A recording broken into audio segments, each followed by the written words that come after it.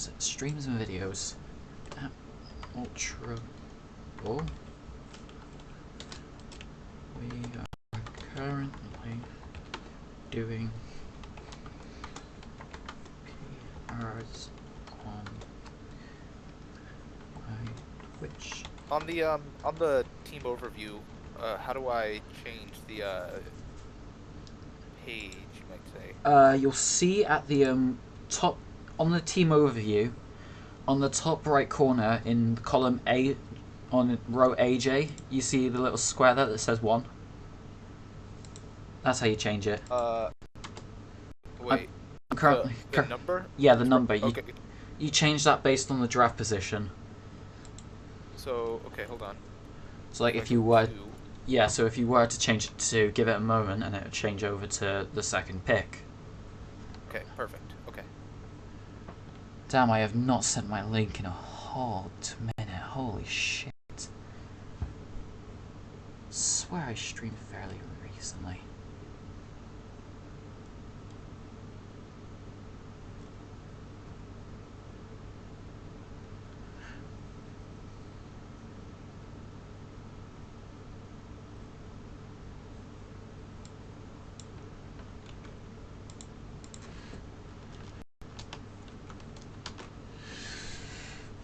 There. Alright. Stream's there. Okay, we got people in chat. Alright. Shall we begin? If you want to set it back to the first pick. Yeah, one moment. I'm also gonna open the stream. Ah, fair enough. You might want to mute it just so you don't hear yourself again twice. Yep, good idea. Hello, everyone. Hey, what's up, lads? Oh shit, I've moved it on the fucking stream tab. Oh. There we go. How are we all doing? Oh, actually, wait. Okay, no, it's working now. Okay, I just gotta click somewhere else. All right. Yeah, I'm ready. All right. Let's start this. Oh shit. Tabs are annoying. How y'all doing? We're here doing Ultra Ball this time, which is another one of our, well, like Pokeball, it's Series 10 no restricted format, or Series 9 no Dynamax, whichever one you want to call it. Yes! Fuck yeah! Oh, Nightbot, I love you so much.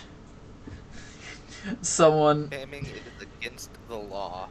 I know one single person, Mr. Slimy, who spams the hell out of Tracer's ass, the emote. So, Nightbot, thank you. Alright, anyway. So, we're doing the Ultra Ball division, which is the higher division of our 2 Series 10 no restricted formats. This is also played on Showdown, like Pokeball. And I'm Garden, as you all know. And joining me today is Ilya. Hello. So we'll be going through all 18 players in Ultra Ball, yeah? Sounds good. Sorry, alright, so let's start with the first one. Sweet Apple Gluttons, Coach ND. Right, so for his picks, he's got Rillaboom, Mimikyu, Hawlucha, Pelipper, Escavalier, Turtonator, Herdier, Quillfish, Boltund, and Crocodile. So what do you think? I'm a decently big fan of this team. As far as my notes, there's a lot of Intimidate on this team, which is pretty cool. Yeah. Triple Intimidate. There's a triple Intimidate. So just like a pretty standard, pretty decent Rain Room team. Yeah. There's a good speed spread for a Trick Room team. Like he's got Boltund and Hawlucha, who are exceedingly fast. So he's not overly reliant on his Trick Room. It's a little too physically focused. Oh yeah. As far as if you look at the average attack versus special attack, and he does have Bolton, which can get competitive, Ooh. but I don't know that competitive is like actually that like maybe I'm out of my mind, but I don't feel like competitive is that good on Bolton. He doesn't get a whole lot of special moves that are very good. At least when I just looked at it briefly. So I feel like the competitive on him is not actually that much of a uh, it doesn't push back against intimidate that much. So so there's that that I see as a weakness. And there's also a pretty good weakness spread. Let's see. Hold on. The chart that we've got in front of us is not. It's fine, but uh, Is there like a couple things wrong? I'm it guessing. no. The chart is fine. It's just a little bit harder for me to read than the chart. Here, Oh it's right. actually. Yeah, no, I get what you mean. It's harder to read than I'm the one on draft league. Yeah, I'm the problem though. So let me just look this up real quick, Yep, no and so I worries. can see a little better. What I what I do notice as well with this team is like Mimikyu, especially with no restricteds on the field anymore. I think Mimikyu is actually one of the strongest trick room setters because like you ain't got any Kyurem whites or blacks running around in draft or in this specific draft.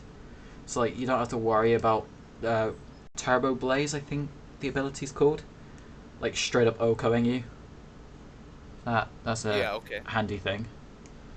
I think I also wrote down like yeah, because of the triple intimidate, like I feel like ND's gonna have a bit of a rough time if someone does bring something like contrary, competitive, or an adrenaline orb into the play.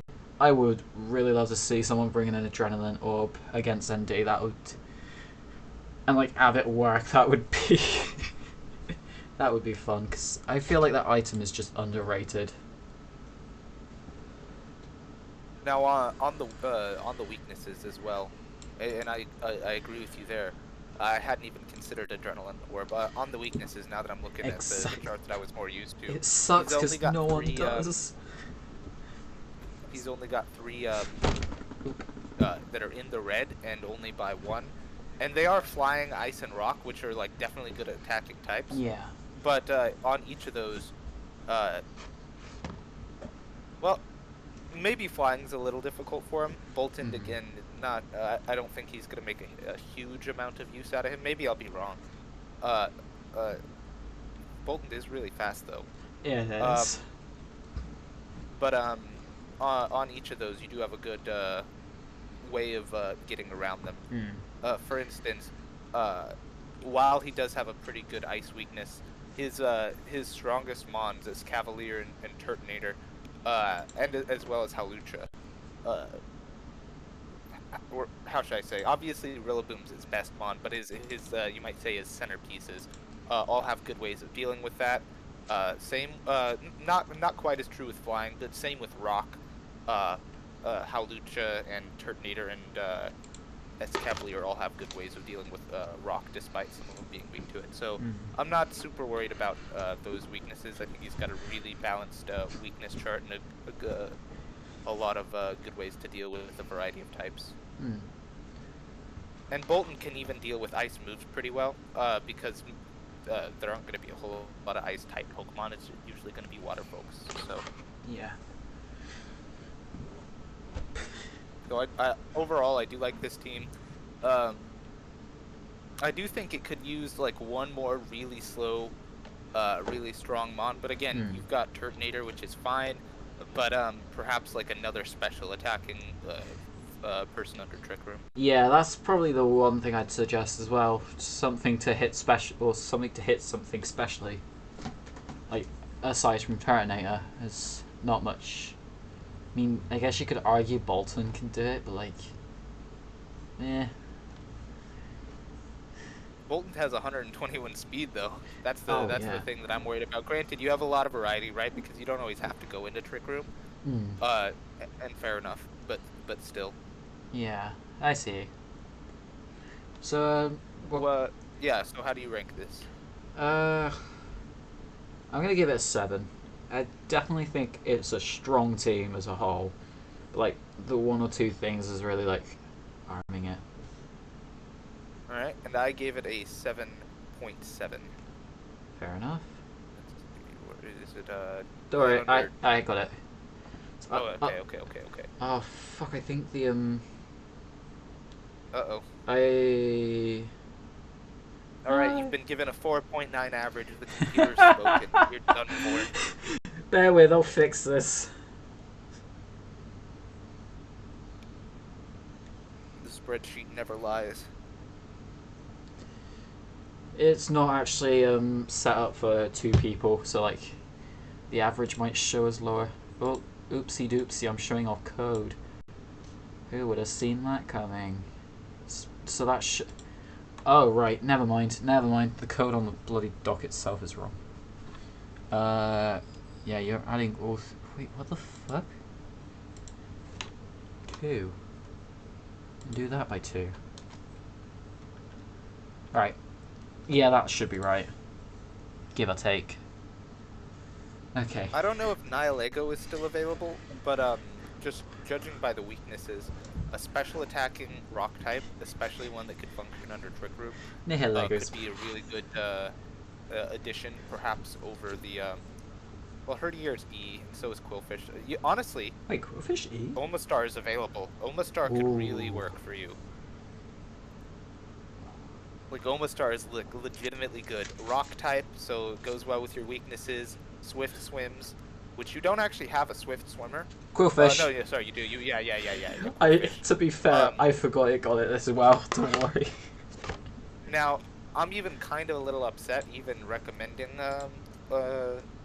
Omastar because I might want him, but Omastar has 125 special attack, so Omastar could be really good for you over Herdier.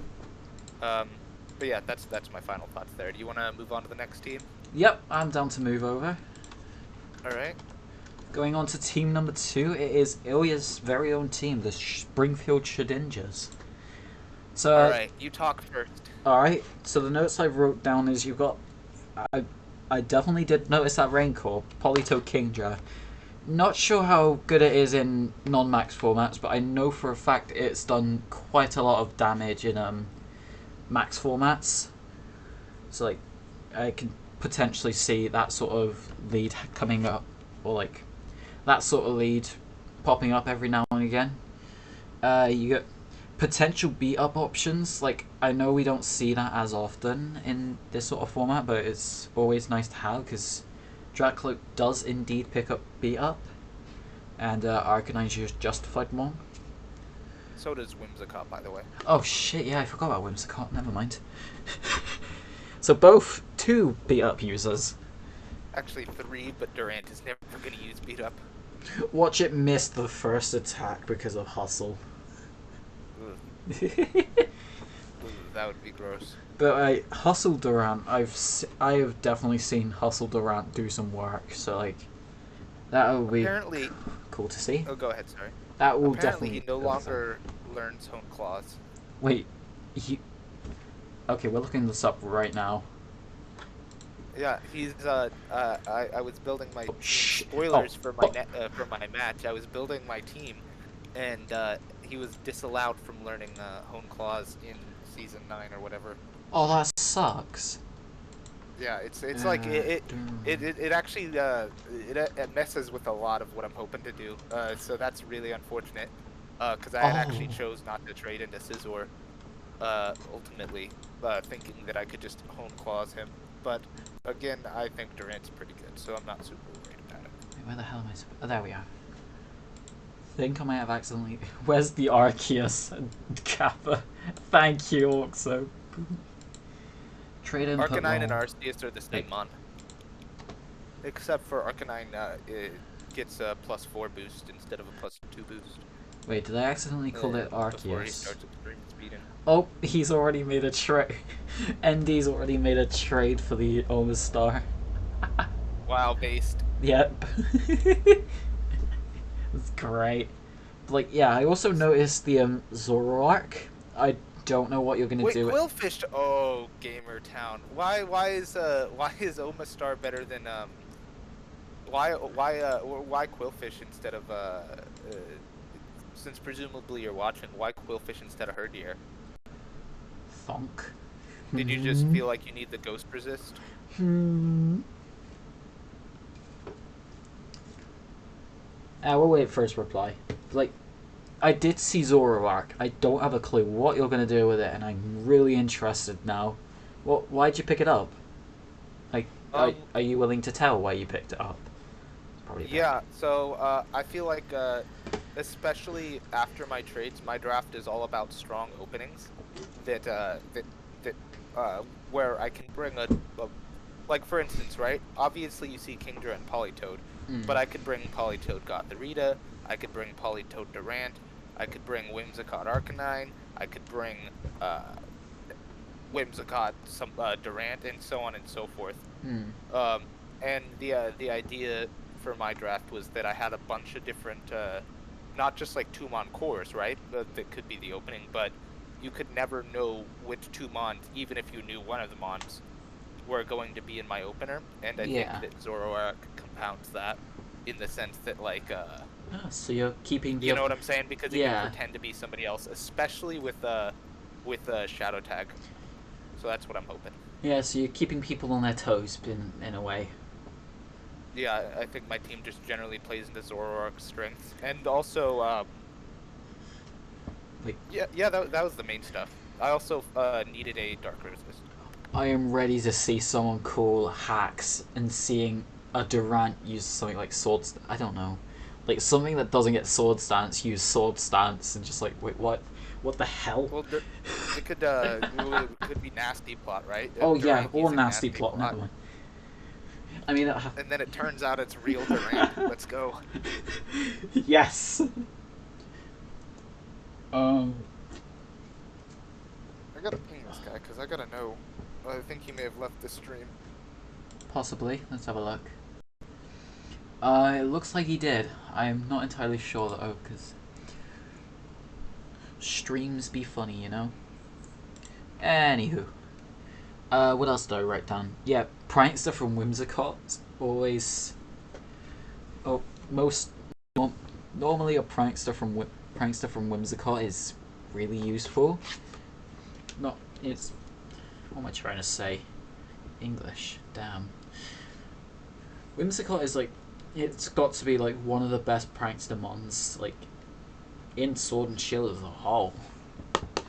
Access to Tailwind, access to fake tears. Like, I see for a fact that Zoroark and potentially Arcanine will like fake, or your opponents being fake tears, so then you get some easy knockouts.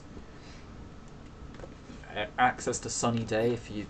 I don't know why you'd want to use it, but like if you want to, it's there. Decent mon. Ooh, it is. It's decent mon in the format. Now, my team was one of the teams that had some trades as well, though. So after week 1, I'm no longer actually going to even have. Oh. Yeah. Oh. I traded. What the? Oh. Whimsicott for Dragapult, Drogalge for Rotom Fan, and Dracloak for Seismitoad. Rotom Fan. Let's talk about that. I like Rotom Fan. Come on. Yeah. But like, why? I had a. Well, he learns Thunder. That's actually the biggest thing, is that he learns Thunder, and also I really like the move Ally Switch, and also he had good defensive synergy with some of the mons that I had. Though I don't remember which ones. Maybe it was Arcanine. Honestly, I don't remember, but And you got yourself another Swiss swimmer in a Seismitoad.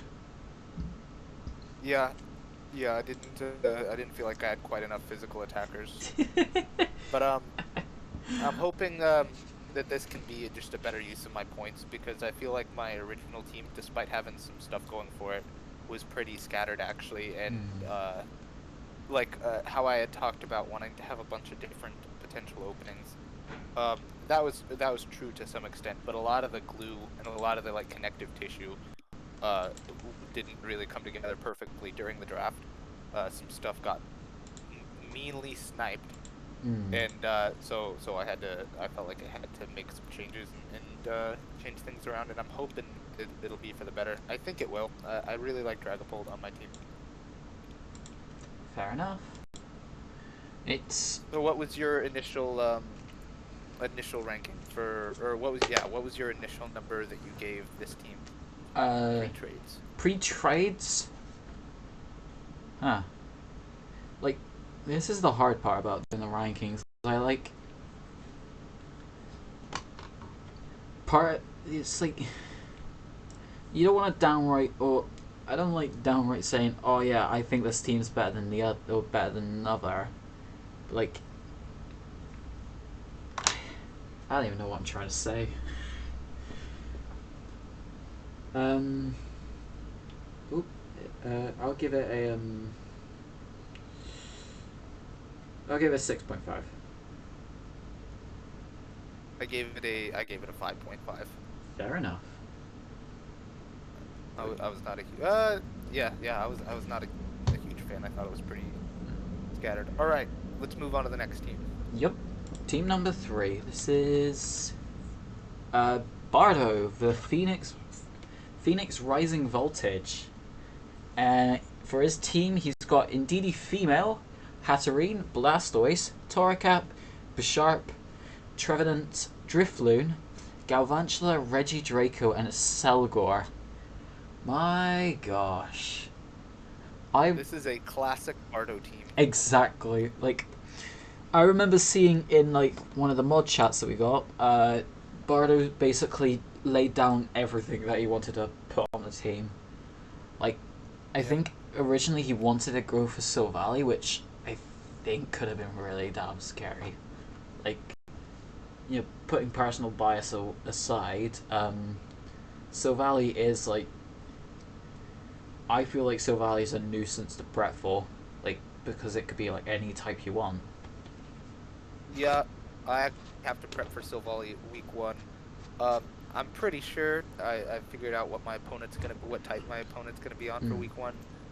But it's definitely you're spot on. It's very difficult. Yeah, it's honestly like a wild card in someone's team. I felt like this team was really well drafted. Like during the draft in particular, I was watching. He was always getting them on.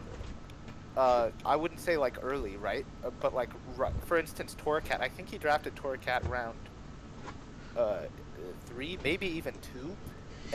But it didn't seem early. It seemed right on time to be right before somebody else might take it. Yeah. And I saw that happen several times. I thought he made very good use of his draft position. And also, Excelgor is an absurd. I think it was in D tier, and I think that's absurd. Like, he seems like a classic C tier mod to me. But ultimately, though, I think that this team is. I think it's good, but I actually, despite being like an absolute classic Bardo team that I'm sure he'll do well with, and also well drafted. Yeah. I'm not actually a huge fan of how the team came together ultimately. Oh, okay. Yeah, I do have it rated. Well, spoiler, I guess I do have it rated a 6, which I guess is above average. But I think that it's easy to like see, oh, Bardo's in his comfort zone and also drafted well, and say it must be an 8. But let me see what okay, so okay, so I guess here's my notes. Obviously, classic Bardo mid-speed Trick Room team. The mid-speed is important because Electro Web from the Galvantula does a lot of work here. Yeah. Though I don't know who best leads with Galvantula. I don't see any particularly great leads with Galvantula, though maybe I'm out of my mind. Or maybe Galvantula could just be fine with everybody. But Electro Web is really good. Maybe you can just play Indeedee Galvantula, actually, so that he can't get faked out or whatever. And then just go hard with the Indeedee. I don't know. But there's a huge rock and fire weakness on this team. Let me look at the thing real quick. And let me see if I can find it. Phoenix Rising Voltage. Again, I'm the problem here. I just can't read that chart very well. If I remember rightly, he's got like a -3 in rock. Yeah, -3 in rock. One Jeez, yeah. 4 weaknesses to rock and 1 resistance. Why did I say fire, though? Let me see. Okay, yeah, you've got 4 mons that are weak to fire. Mm. And admittedly, he's got 3 that resist fire. Yeah. Um, but that's, why did I... what was my thought here again, exactly?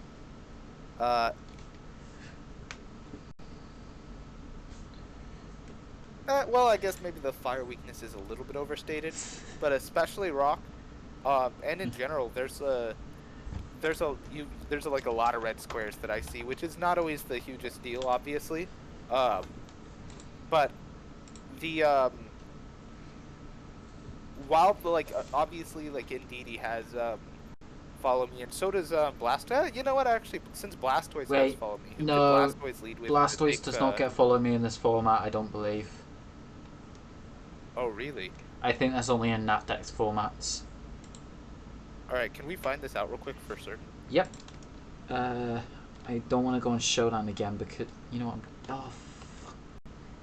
I can't go on Showdown because it might leak some of my teams. I'll go on my phone. Hello, Niels. If someone in chat minds saying. Okay, Oxawave is saying it doesn't. Yeah, it's an Napdex thing. 'Cause I believe it's an. Alright. I believe it's an event in X and Y, if memory serves right. Fair enough then to say that Indeedee does get follow me. Mm-hmm. But as far as like getting rock moves to hit mons that aren't actually weak to it, or rock and fire moves to get mons that are having trouble with my sentence. As far as like redirecting a rock or fire move away from somebody that's weak to it and into somebody that's that resists it, I see very little in that.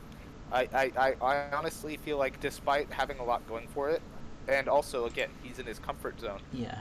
I do think that a lot of the times this team is just gonna get slapped by not being able to stop your opponent from doing what they want to do to you. Mm.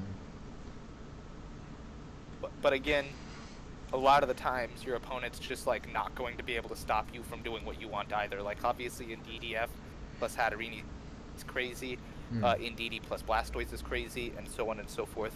But yeah, overall, like I think this team does its thing really well and is hard to stop, but it doesn't have a whole lot in preventing whatever your opponent is doing. 3 fake outs though. Wait, really? Yeah. Torracat, Indeedee, and Blastoise. Which, yeah, maybe 3 fake outs does it, but obviously, like, Indeedee can't really use fake out, so. I mean, it's situational at best. Like, the fake out for Indeedee. Mostly if you see any flying types, really. So sorry to have gone off. What are your thoughts overall on this team? I think you've just covered everything I was going to say. Holy shit. Fair enough. Well, where did you have the team number wise then? I will give it a 7. I definitely. All right, I gave it a 6. Yep, I'll put this on there. Just bear with Google loading. What were you saying? Sorry. I definitely think Bardo had a great season last time. I think he wants to relive that. Yeah. What, coming off of what was he, semis berth, like first seed or something like that? Didn't he win? No, I believe he made semis. Hang on. Oh. I'll look. I have been pinged. I'm surprised he didn't win. He slapped me hard week 1. His team was way better than I thought it was. So maybe that'll happen again this week. I do think the team is hard to prep for, but I think the way to prep for it is to not prep for it so much as just like you made semis. Send your strongest, your like level 0 strongest version of your team. You know. I'll be excited to see what Bardo does with the same, because like, there are some interesting ones. Yeah, like, I'm not sure I've seen Reggie Draco actually used to its fullest, so maybe that's the sleeper pick that Bardo seems to like. Yeah, I'm excited to see Reggie Drago as well. Maybe Reggie Like I Drake. said, Reggie Draco is this, or could be this season's Indeedee male. I can't wait to see Excelgor in action. I don't know why that was in D tier. That mon is crazy. All right, Wedhurst Whimsicott.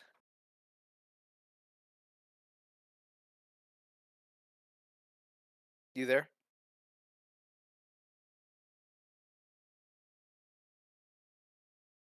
My man may have been destroyed.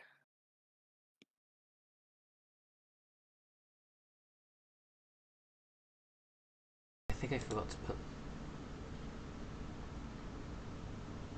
Okay, Classic okay, English there we go. Wi-Fi. There we Oh, go. yep, here you are. Yeah, sometimes my microphone just decides to cut off.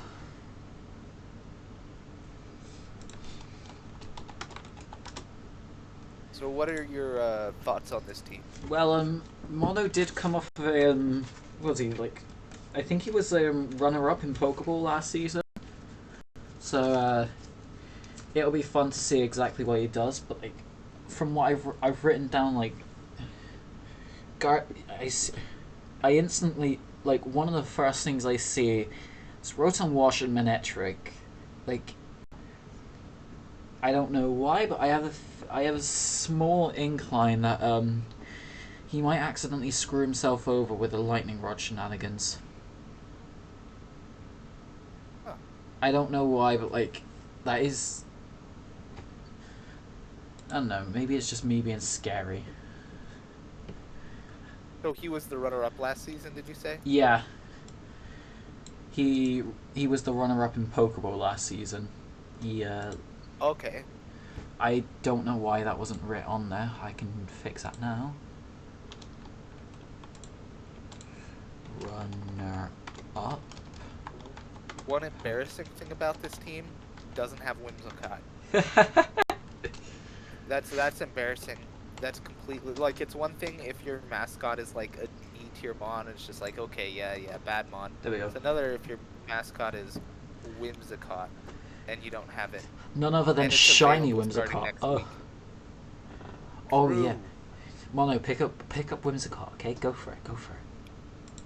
I don't know how it's gonna fit on his team exactly, but yeah, pick up Whimsicott. I don't Mon's either. crazy. Just Whimsicott, okay? So yeah, what do you think about the team specifically? Well, aside from the Rotom Manectric stuff, but like, I do potentially see some Trace shenanigans. We've seen it. On the ladder, you've seen it before. P2, like, Trace can be like a really strong ability sometimes if you prep well enough for it, or if you prep well enough for a specific ability. Hell, I remember this was on the ladder, but I remember leading Tornadus and having a P2 copy my Prankster and spamming Eerie Impulse. It was great. It's like, Wow, that's something else. like I don't know what specifically you could do with this in Giraffe with Trace, but maybe that's what Mono's gonna go for. Who knows? What else have I got? He has got himself a fairly decent Trick Room mode with Morwile and Appleton being semi-sweepers. Like, Morwile is underrated for an E tier. I can say that for a fact. It basically, in one format, it basically swept the whole game. It was great. Like, Oh, that's nice actually. I think it was. I don't even think it was sheer force. Don't quote me on that. I don't remember seeing. I don't know if I saw the pace of this team or not, but like, I don't think it was sheer force. Super Discord. And I'm like rereading Mawile's just like normal abilities, and I had previously considered Intimidate to be just like far and away the best one, and it is. But the other two abilities are actually just like pretty good. Hypercutter maybe not so much. What exactly does Hypercutter do again? Let me find it out. I don't know. But Intimidate is a big ability for Draft, actually, I think. Getting a free minus Hypercutter. one. Oh, its attack speed can't be lowered. Oh, so Or that's attack speed. Its attack can't be lowered. so that protects it from other intimidators. Okay, pretty cool. So here's my thoughts. Yeah, go for it. Good weakness coverage. Uh, Indeed. though it doesn't have great Trick Room setters and doesn't hit extraordinarily hard under Trick Room. Mm. Um, let's see. He has, I think, just one, maybe two. Think it's just. He has two Trick Room setters, Oh yeah. Behem and Gardevoir. Though Gardevoir Ah. doesn't necessarily always want Trick Room down, though 80 speed, like again, you can do like a mid speed Trick Room thing. That's fine. And Behem, um, uh, he he's fine. Like that's as much as I can say about Behem. Fair enough. In our Trick Room setting, but like okay, so obviously you've got Mamoswine that hits really hard, but generally I think that under Trick Room you don't hit as hard as you would like optimally like to. Yeah. Scrafty is doing a lot of work here. Scrafty is a huge fit on this team. A, because it's an intimidator that's not got terrible stats like Mawile. Yeah. B, fits under Trick Room. C, weakness wise can let's see. I'm not remembering perfectly because I was doing this yesterday, but like weakness wise, I believe it really fits well as a switch in, and I feel like you're going to want to be doing a lot of switching in on this team, especially if you have Rotom that can ally switch stuff, which is pretty good. And then also, speaking of Wash Tom plus Entei or Appleton is actually really good. Covers both of their weaknesses with ally switch really well. But I don't know that Wash Tom plus Appleton or Wash Tom plus Entei is actually like a good duo on the field. Like they it's fine weakness wise. It's good weakness wise. It's good at preventing your sweeper there from dying. But I don't know. Generally, I don't see a whole lot of what Entei and Manectric are doing here. Obviously, Entei is a great mon. Manectric also pretty good, underrated by a lot of people probably. Yeah. But I feel like for this team, even in particular, Jolteon just seems better than Manectric to me, and he's in the T tier and available. Stakataka would be absurd for this team. Though obviously Entei's a fire type, and you wouldn't have a fire type, then maybe that's important. Weakness wise, I'm not certain. But Stakataka does seem absurdly good here. He's crazy good with Rotom. He hits hard under Trick Room, gives you another really strong Trick Room setter. I don't know that Entei should be replaced. Maybe I'm just missing something. Maybe Entei does have a particular synergy, but as far as like if you're gonna have one of your A tiers not have a huge synergy with some of your other guys, then I feel like Entei is not just like as just absurdly powerful by itself as some of the other A tiers. Super Disquake, Wash Discharge. Is this Mono Mallard? Is Broskill's Mono Mallard? No, he's a different player in the I don't know if he's playing an Ultra. But like, yeah, he is playing an Ultra, never mind. But like, I guess he's giving an advice. I see the telepathy stuff he's saying. Yeah, he's saying the telepathy and then also the discharge plus ammo earthquake. That's pretty cool. Hell, even if you are gonna go for Wash or Rotom Wash Discharge, you could just have Manectric out, give yourself a 3+1, easy. That's pretty cool too. Yeah. Okay. So maybe the Manectric is better than Jolteon for this team. Then I still don't see exactly what Entei's doing, synergy wise. I guess we'll see. You know. Yeah. I would like to see that. Overall, I gave this team a 5 out of 10. I think it's got some stuff going for it. Yeah. I think some of the synergy is a little odd, but I might be missing something. Yeah, I'll agree with you there. Guess we just got to see during the season how he performs, you know? Yeah. Moving on to team number 5. We got Duck King and Bird Swarm. Instantly, this is getting a 0. I had a similar reaction, actually. He also has some traits, and one of them I think is really good. Oh, Here's some of my notes. Oh, go ahead. Did you happen to catch his week 1 game? I did not. Oh, you are missing out. He was I'll be run. watching it soon. He was running. A spoiler alert. He was running weakness No, policy. no, no, no! Don't spoil it. Okay, Don't spoil okay. it. Don't spoil it. Just you're gonna giggle when you see. I think it was game 2. So this team A, Duck King. B, 3 fake outs. C, Storm Drain, Lightning Rod, and Flash Fire. Wait, what? Also Impidimp for the extra troll factor. And yet no Aqua Jet or Fast Surf for your man. And also, I don't think that he really had. Do you have a Trick Room? Oh, yeah, he had Trick Room setters for the slow Colossal, but he traded them both away. Wait, did he? I liked the Blacephalon trade. Wait, PC. Yeah, he traded. Oh yeah, of course he it gets traded- it. What am I thinking? Yeah, which I liked the Porygon Z to Blacephalon trade a lot actually. I thought that was really cool. I did not like the Slowbro trade. What did he trade Slowbro for? I don't know. Rabombi. Ooh. Speed swap shenanigans.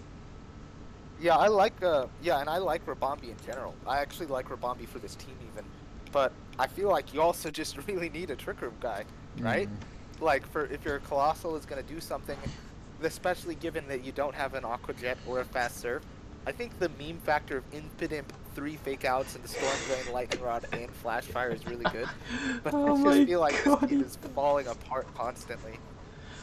I basically agree with you. I was honestly joking about giving him a 0, but like after hearing all that is like, Duck, what the hell did you do?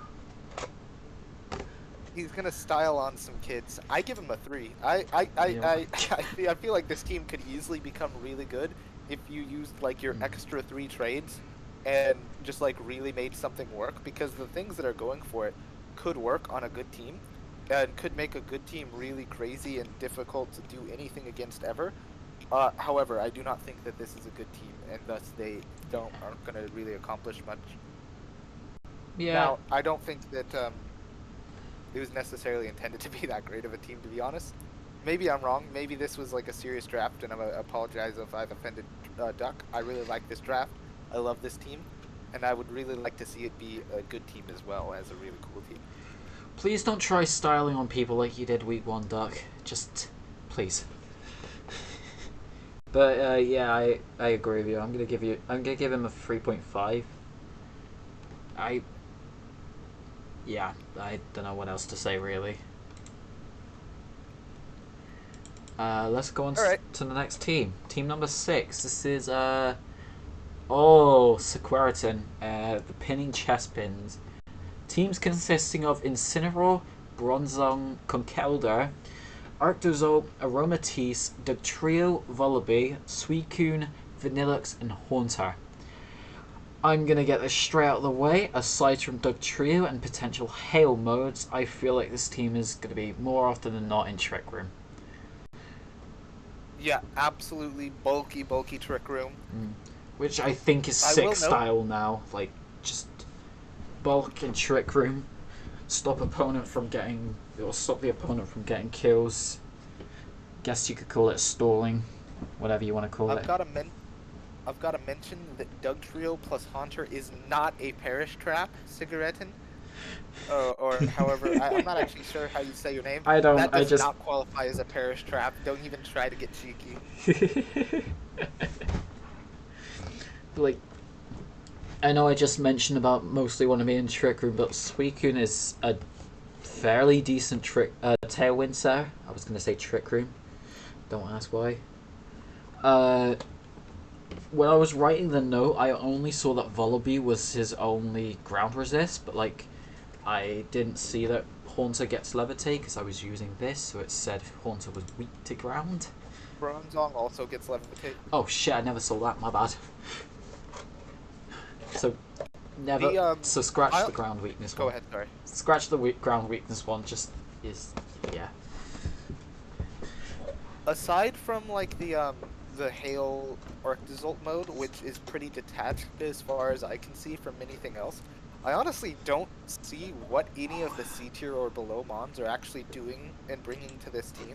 again, I understand that Arctazult plus Vanillix is a thing, but like as far as synergy with your top 4 mons, I really don't see what any of the lower tier mons are actually doing. That said, and it seems then like you're just bringing these top 4 every single match, and then like two of the rest. But these top 4 are enough to win like a lot of games. It's like it's a pretty strong, just right there by itself. Um, do you see anything going on with these C tiers? First of all, I gotta point out something that Dux just mentioned in chat. I think you guys forgot about Mind Blown into the Colossal. Flashfire. Ballsy strategy. Ooh. If it works, I don't know, but ballsy play, mate. Why Mind Blow instead of something? Is that the only fire move that what's his name gets? It's the only What am I missing? It's the only multi-attacking one because it attacks everything on field.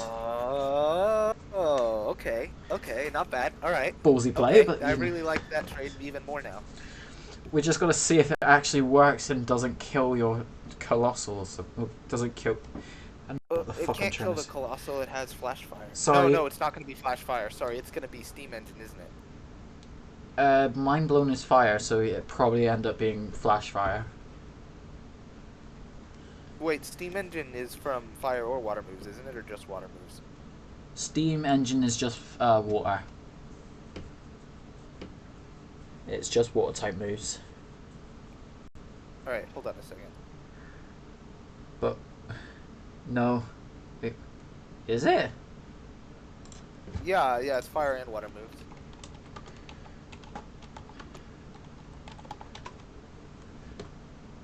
Steam Engine. So yeah, you just hit him. You get him to +6. That's pretty cool. I looked it up on. Oh, okay. Yeah, my bad. Then that's fairly smart. That's pretty cool. That's pretty cool. Yeah, I really, as I mentioned, like that Blacephalon trade. Now that makes a lot of sense. Yeah, it's just only issue is you want. Unlike the self-prop weakness policy Steam Engine set, you're just not gonna get a free +2 out of it. It is what it is, though. Like, yeah. You can just slap your opponents at +6. One of your your guy's not gonna die, right? The enemies are getting their minds blown, so you're gonna be able to kill something. Yeah, so you probably pick up a knockout and then just kill the other thing with Colossal. Yeah.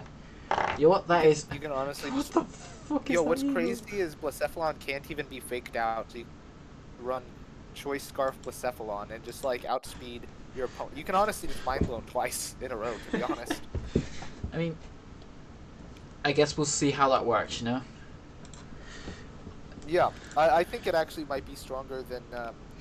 Bro Skills brings up a point that Cole is like easy to kill. However, I do think that Cole can, like, again, I think the strat could be stronger than it seems. Does that by any chance raise your score up by a bit? Well, that is after a turn though. Oh yeah, never mind. Yeah, and we weren't doing post. I mean, we can if you want to.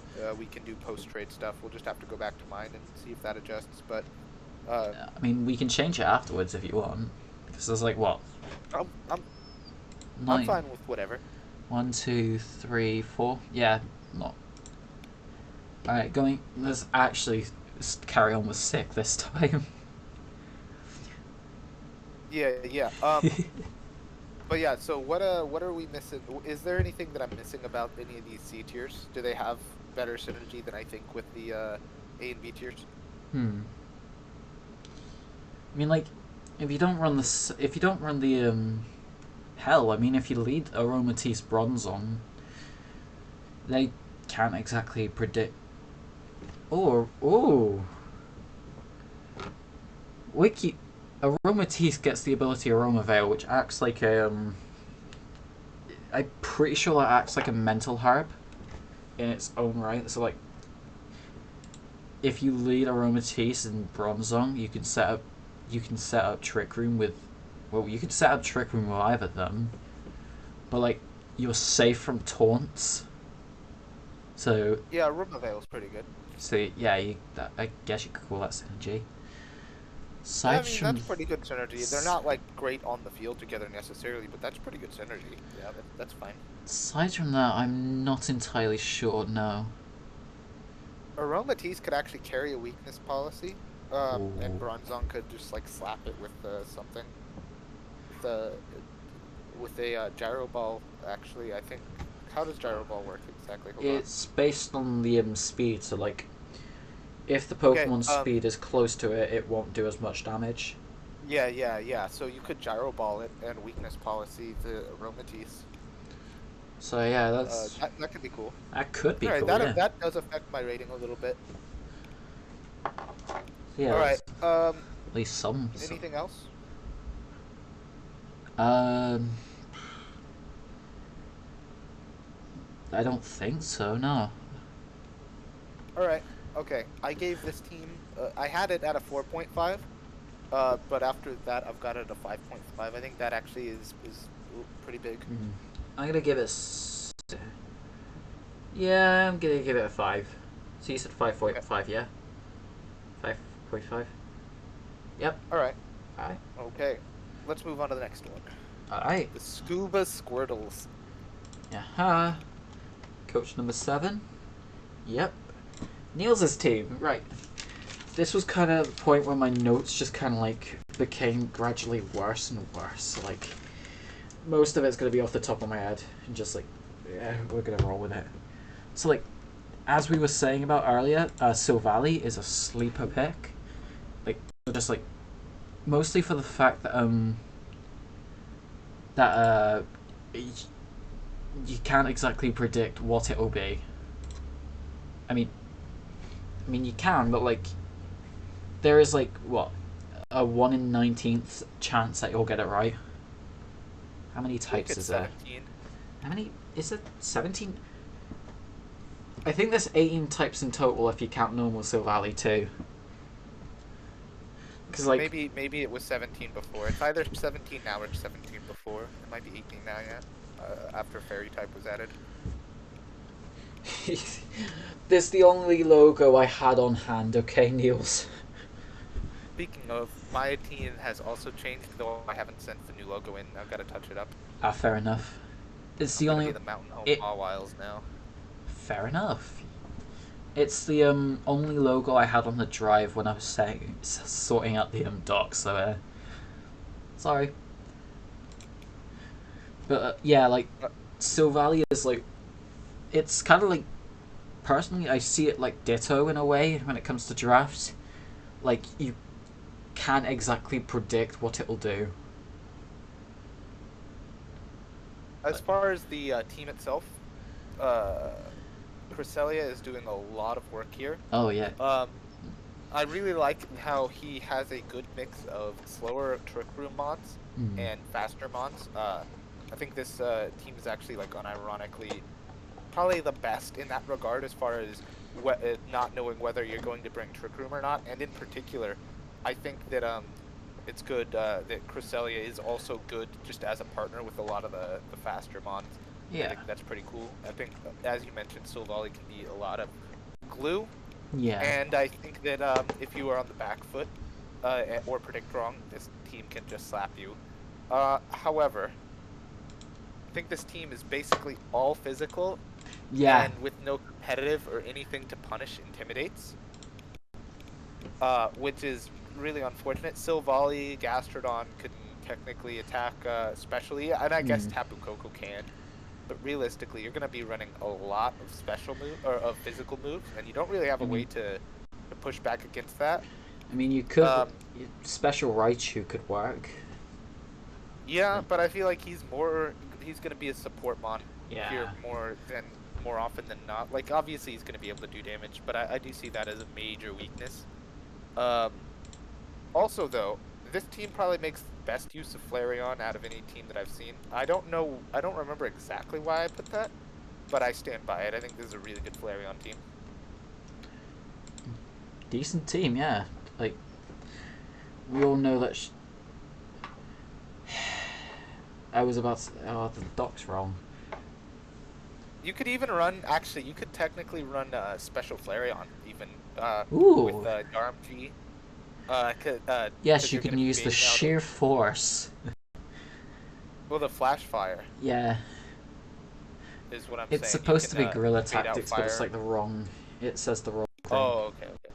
Gotcha. You're responding to somebody. Yeah. Yeah, that is supposed to say guerrilla tactics. It's just, I guess the doc is wrong slightly. I mean, I don't think any of the types are wrong. I'm pretty sure none of the types are wrong. Most ones are special here, to be very fair. Like you can say that, but like most of them will run either physical or special or support sets. Like, well, Flapple, you got Flareon. Like, both of them have respectable special attack stats though. So like you could run special. Garbink and Pharaoh Yeah, aren't attacking absolutely. exactly. I mean, You can definitely click a special move successfully on this team. Don't get me wrong, but there's not a single special attack above 95. yeah. You have like several. You have actually, I think, he has 6 special attacks 95, which. Oh my god, yeah. 1, 2, 3, 4, 5. No, you could run 5 and 1 at 92. special Flareon though, because like I said with the Flash Fire, you could bait out fire moves with Darmzy, Mm. or Ferroseed, or even technically Flapple. Yeah. Or if you're running Silvally Steel, you could bait out fire moves from that. But yeah, that's something I see there. Overall, I do like a lot of what this team is doing. I do think it has some minor structural issues, but I like the overall strategy, and I think that the synergy is decently good. Yeah, I'd that's like what. to see more fake outs though, or something like that. I know Raichu gets fake out, right? I think so, yeah. Pikachu has it. I don't know if that's in older gens though, so might need to fact check that. Let's take a look real quick. Yeah, fake out on Raichu. That's that. Raichu does get follow me, which is pretty sick though. You could just like play Raichu Darm, and that's like a pretty good opener. Mm. Fake out, follow me. But yeah, that's yeah, Raichu actually is a really good partner for Darm. Because it does have ally switch as well, Oh. so it negates the steel and fighting weakness of Darm Galar. So that's pretty cool. Yeah. Oh, he doesn't. It says he doesn't. That's an old gen thing. Maybe he doesn't anymore. If Alright, anything, it'd are we probably be a sure? Gen 6 thing. I'm not entirely sure. Alright, let's look it up, boys. Wait. And Alola Raichu does get fake. Wait, what? Okay. I can't trust the He's site confirmed because. as having brought fake out against me this week. I've been given information. Free info, Okay. Pog. I give this team a 6 out of 10. Raichu gets fake out, but no follow me. Oh, Raichu. that's fine. It gets ally switch. Yeah, because Pikachu gets fucking everything. I swear. Understood that about the no follow me though, and fair enough to say follow me is better than ally switch. Yes. Anyway, I give this team a 6 out of 10. What do you think? I'll go with you. 6 seems reasonable. All right, I'll be right back. I'm gonna use the restroom. Yeah, no worries. Not as long as last time. Fair enough. So how are we all doing? We're almost halfway through the teams. I haven't had to do that much fact checking. It's like, you know, doing alright. Pikachu gets motherfucking E-speed. Yeah, but it gets quick attack too.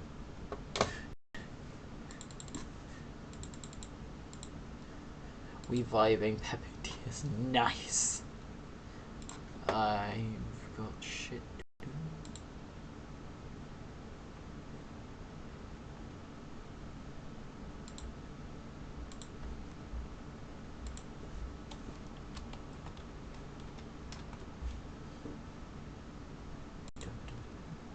I'm also saying... No, you don't want to go to sleep. That's true, yeah.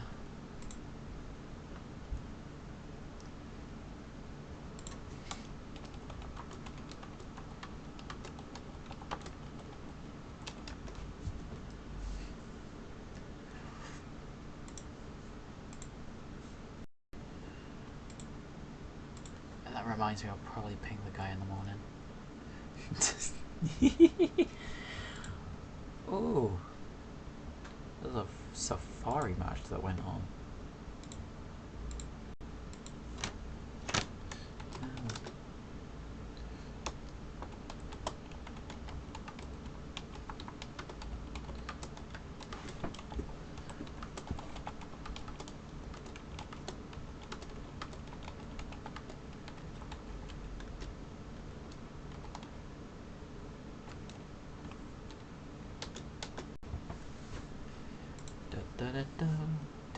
Returned.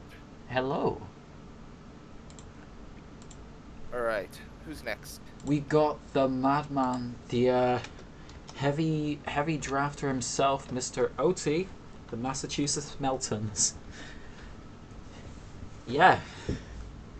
I definitely think Alright. with the tiers, I think OT's in his comfort zone because like when we do points, I notice frequently often he goes for a 6-mon core and just a couple others, like maybe a few 1-pointers if needed. So yeah, this is. I feel like this is definitely one of OT's soft spots, like tier drafts. I don't know if that sounded right.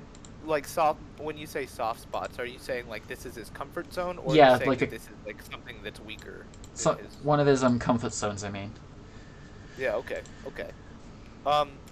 As far as this draft specifically goes, it's really difficult to stay in on, and also really difficult to attack into, and I think that's its biggest strength.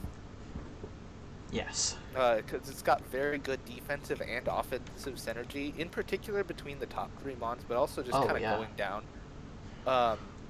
Hell, you tend to see like Celesteela Pikachu so often. It's like you wouldn't have expected them to land on the same team, like really. Yeah.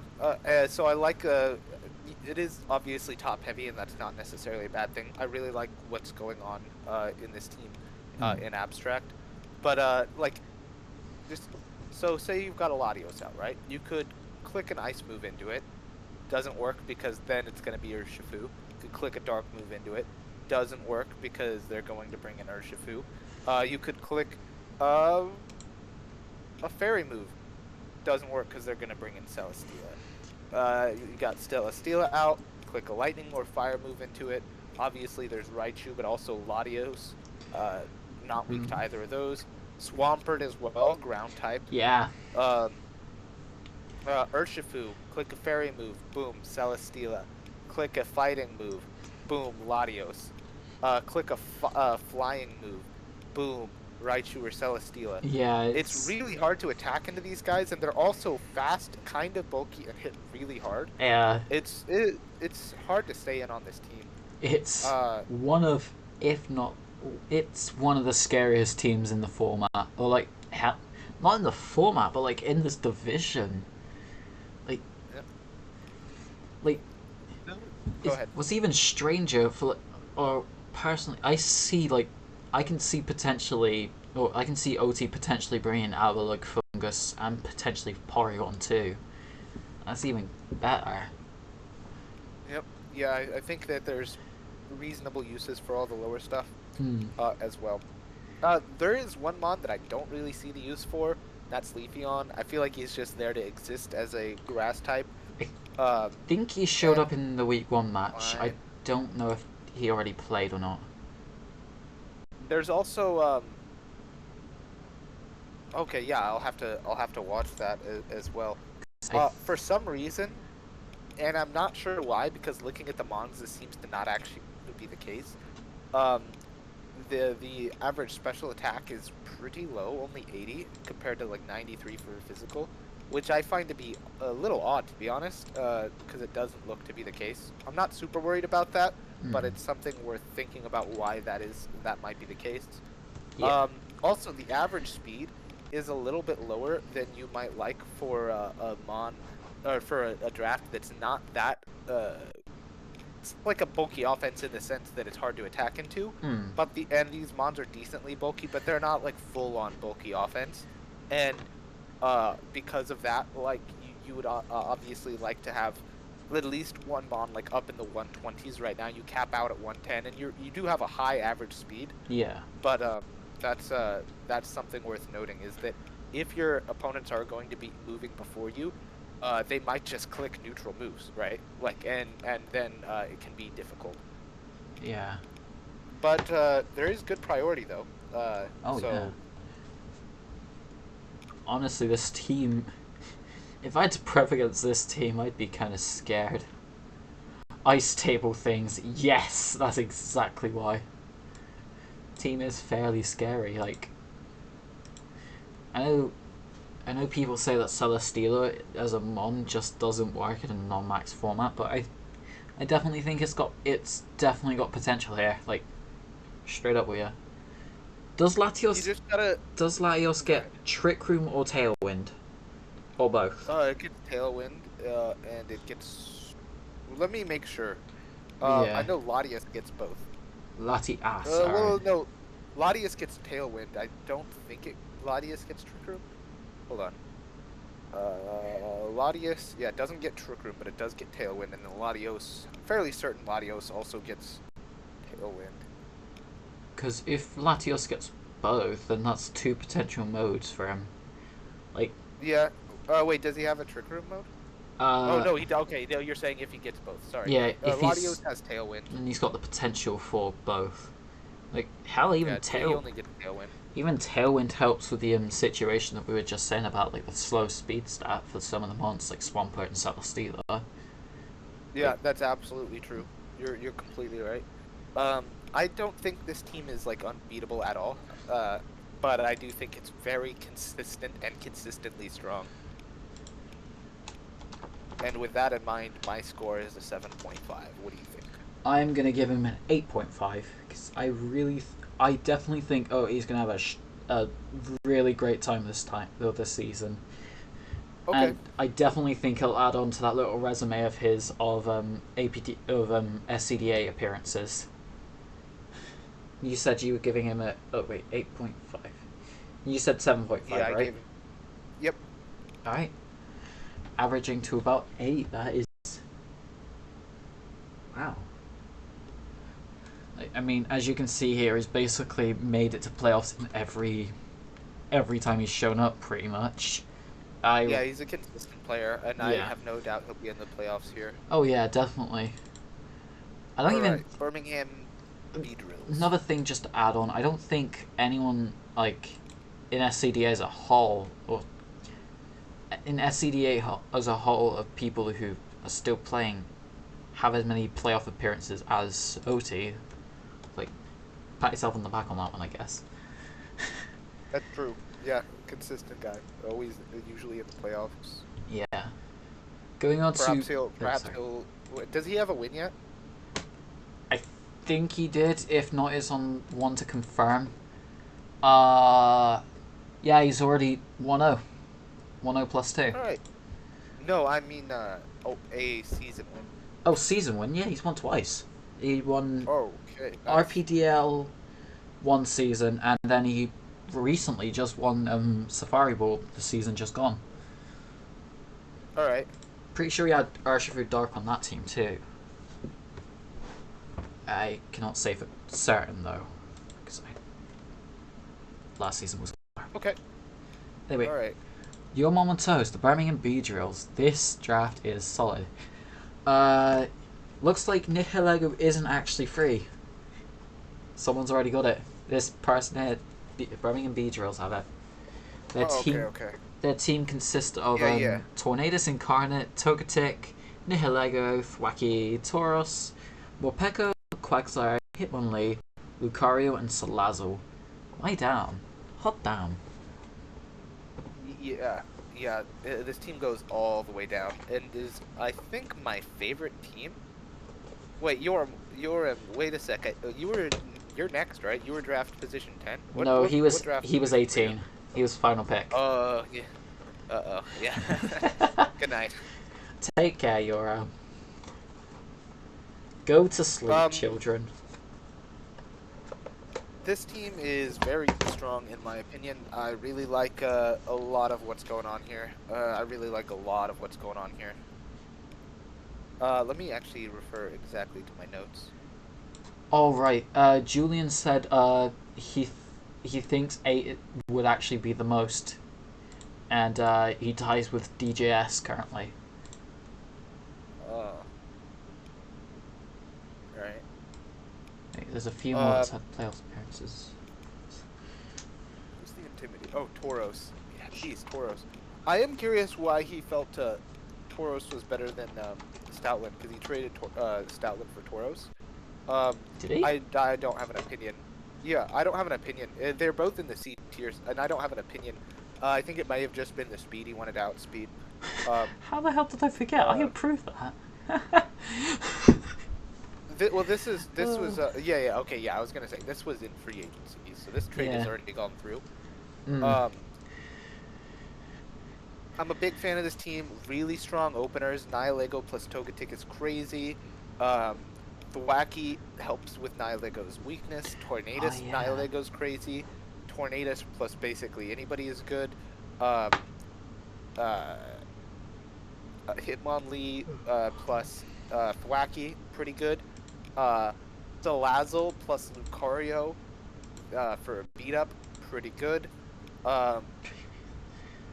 There's a lot of little combos. A lot of them are so it's very difficult to know for sure how he's going to open. And also, despite like all these combos being offensive and strong, I do think that sometimes the combos will, you might say, how should I put it? You have 2 follow me mons and no real ally switch mons, so a lot of the times the combos are going to be easier to deal with than like their best versions. Go ahead. Two follow me users. Yeah, Lucario apparently gets follow me. Nope. Not dexing. No. Not anymore? Okay. That's a not well, then you have 1 follow me user, and I think in teams that have a lot of opening combos, you want to usually have some more follow me or ally switch to keep your comboed guy alive, and I do think that you have a difficult time keeping your comboed guy alive. Though you do have 4 fake outs, which is absurd. But overall, I really like this team. That is just the only thing that I can say negatively about it, is that a lot of the combos are the less optimal, or are less than optimal versions of them. But I really like Nihilego. I do think that despite having completely fine damage stats, you might actually find yourself having more trouble dealing damage than you might expect. But I like the vast array of type coverage. I like that it's a full 11 mon team. Tornadus is crazy. Can we just appreciate the average 69 in defense? Ooh, not bad. Sorry. Average, nice. Yeah, average 69. That's actually pretty low. Nice. Just, it doesn't matter if it's low or not, it's nice. Yep. Also, it seems like there's a pretty big psychic weakness at first. Oh, yeah. -2. However, I think it's a little overstated. You're not going to be bringing 2 of your fighting types to most games. By the same token, though, you're probably not going to be bringing Morpeko to every game either. So keep that in mind. I mean, Lucario's neutral. Say again? Lucario's neutral anyway, so like... It doesn't look like it. Steel resist steel resist... No, I'm wrong. Yeah, steel resist psychic, so it's neutral. Oh, it's Salazzle. Okay. Yeah. Still, I don't think you're going to be bringing Salazzle and Nihilego to the same games. But your point is right. It's not the Lucario is not a... Yeah. Yep. However, again, I don't think you're going to bring more Morpeko to literally every game, so you won't always have like a free switch into psychic type attacks. And that's your only non-neutral switch in the Psychic type attack, so just keep that in mind. I think if you get on the back foot, it's really easy to just lose with this team. Yeah. That said, this is one of my highest rated teams. Wait, what? Do you have anything else to add? Sorry. Morpeko's cool. I like it. Yeah, Morpeko kicks ass. I was really unhappy when it got drafted. I really love Morpeko. I Underrated one. think I remember it doing fairly well in a Great Ball last season. So like, I'm hoping Yo Mom Toast can actually like use it to its advantage and like show us how cool it can be. Because I definitely think is an underrated Pika clone. All right. So, what score would you give it? Honestly, I'd say 6.9 for that nice value. Fair enough. I give it an 8.2. Ooh, okay. Yeah, I really like this team. There we go. Nice. Morpeko is cool, average defense 69, everything else is irrelevant. Yes, sirree, exactly. Alright, let's move on to team number 10, shall we? Anything else you want to add? No. No, I'm good. Alright, team number 10. Oh, wait. San Francisco Smeargles, coached by Wendell. Okay. What are we looking at? Decent, yeah. Team consists of Landorus Incarnate, Mienshao, Araquanid, Frostlass, Oranguru, Luxray, Sandslash, Umbreon, Gigalith, and Blade. One of the first things I notice is a potential sand mode with Gigalith setting the sand and like Landorus and Sandslash using and abusing it. I don't know. Wait, am I being picked up or anything? Okay, yeah. I don't know. I've heard sand isn't actually that good, and I've kind of like in draft specifically, and like there have been times. You cut out a little bit. Oh yeah, my bad. I was saying about the sand mode with Gigalith, Sandslash, and Lando. Oh, potential. You were saying something wasn't that good. I've seen that sand has sometimes not been as, or sand modes have not been as good as they seem to be in draft compared to on ladder, but like... Is that in max formats though? Good question. Fuck, when the hell did I see sand calls? Probably was in max modes. As much as I think weather is better in max mode, I think rain is probably better in max modes. I do think sand is probably better in non-max modes. Yeah, like I don't know if he'll ever run Sand Force over Sheer Force for Landorus, but like, yeah, I agree. Actually, it would be cool to see, like maybe once. Speaking of, I also don't really like the sand mode that much, despite thinking sand is pretty cool. Because like as you mentioned, the sand force, who knows, like that's not always going to actually even be better than sheer force. It's like cool to just have sand up for Lando I. Don't get me wrong. Yeah. But I don't know that his ability is going to be that reliant on it. And then Sand Slash is just not a mon that you can consistently bring. And he only has 100 attack anyway. So he's just like not that great. Maybe he'll be better than I think. But I just like don't feel the sand mode is actually that good. There's a Trick Room mode, kind of. You have one Trick Room setter and a lot of slow mons. And Gigalith in particular functions well under Trick Room. Umbreon is just a crazy mon. Luxray has Intimidate and functions under Trick Room. Araquanid. Oh yeah, I've definitely seen Araquanid do some work before. Yeah, Araquanid slaps. Like you only have one Trick Room mon. Granted, Oranguru has Inner Focus, so it's like one of the better ones. But I don't feel like there's quite enough support for the Trick Room mode. Like, it's there. And Araquanid is crazy under Trick Room, but the rest are just like kind of whatever under Trick Room. Luxray's fine. He ended up trading away Frostlass, Oh yeah, this uh, was the other team. w- which is Trades. good because I did not like Frostlass that much on this game, and on this team. And Stoutland is a good upgrade for Frostlass, though of Mm. course we can't use that in our rankings exactly. Yeah. Here's a big thing though: this team has a big water weakness, and that is Oh. not a good weakness to have. Now, Araquanid can get water absorb, So but that could it's act probably like better an just immunity. it's probably better to just keep water bubble though, and just like have the 25%. Well, no, it's probably just 50%. Is bug doesn't resist water, does it? I don't think it does. No, I think it. No, it doesn't. Yeah. Now, Mian Xiao, we haven't talked about as bro skills notes. Mian Oh Xiao's right, great, I haven't got chat open. Oh. but I don't know, just don't know. Like, are you just like opening Lando I Mian Xiao every game basically, or like Oranguru Mian Xiao? That's not a really great opening, I don't Yeah. think.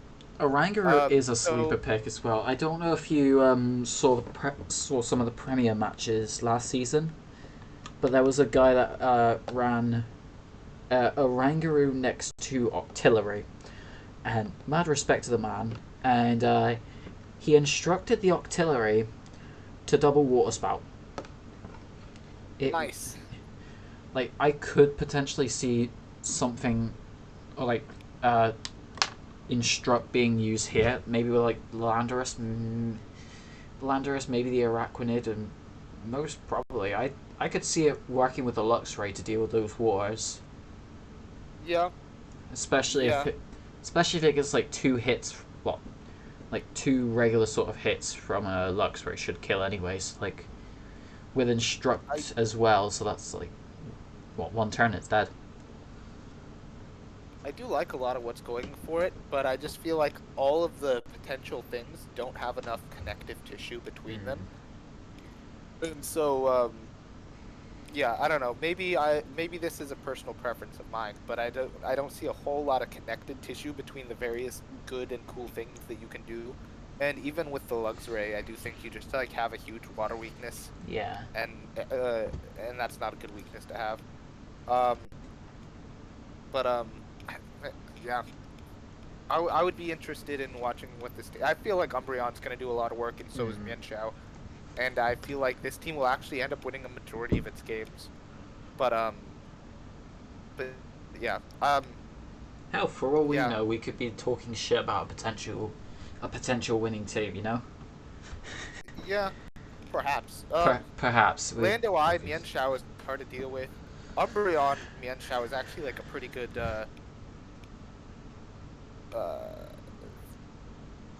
how should I say opening.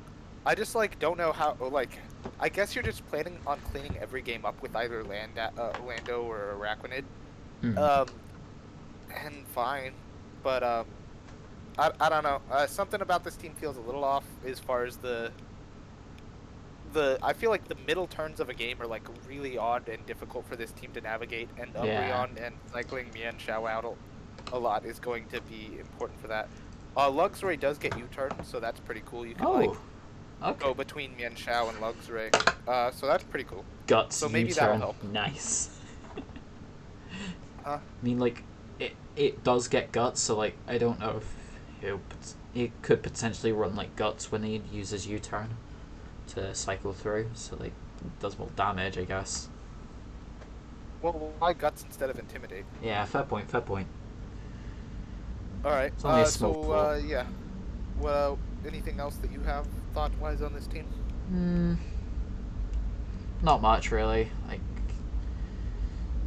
Umbreon is just a wall. It's just like it's hard to get around really. Just,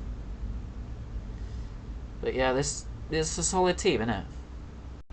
This team has a really low average special attack, by the way, and Ooh. no no competitive or anything. Yeah. Honestly, it's not available. I don't think. Oh, maybe it is. No, I don't think it is. Milotic could have been absurd for this team. Yeah, it could have. Like replace Araquanid for it, perhaps, and like. No, I wouldn't even do that. I would just run both. Oh, okay. Yeah. Fair enough.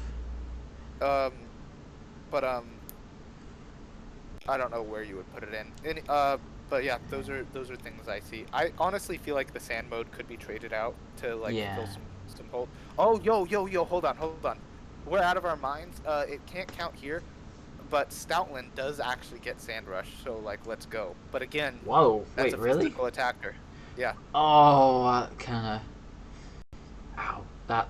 Yeah. But again, Yikes. like physical attacker, it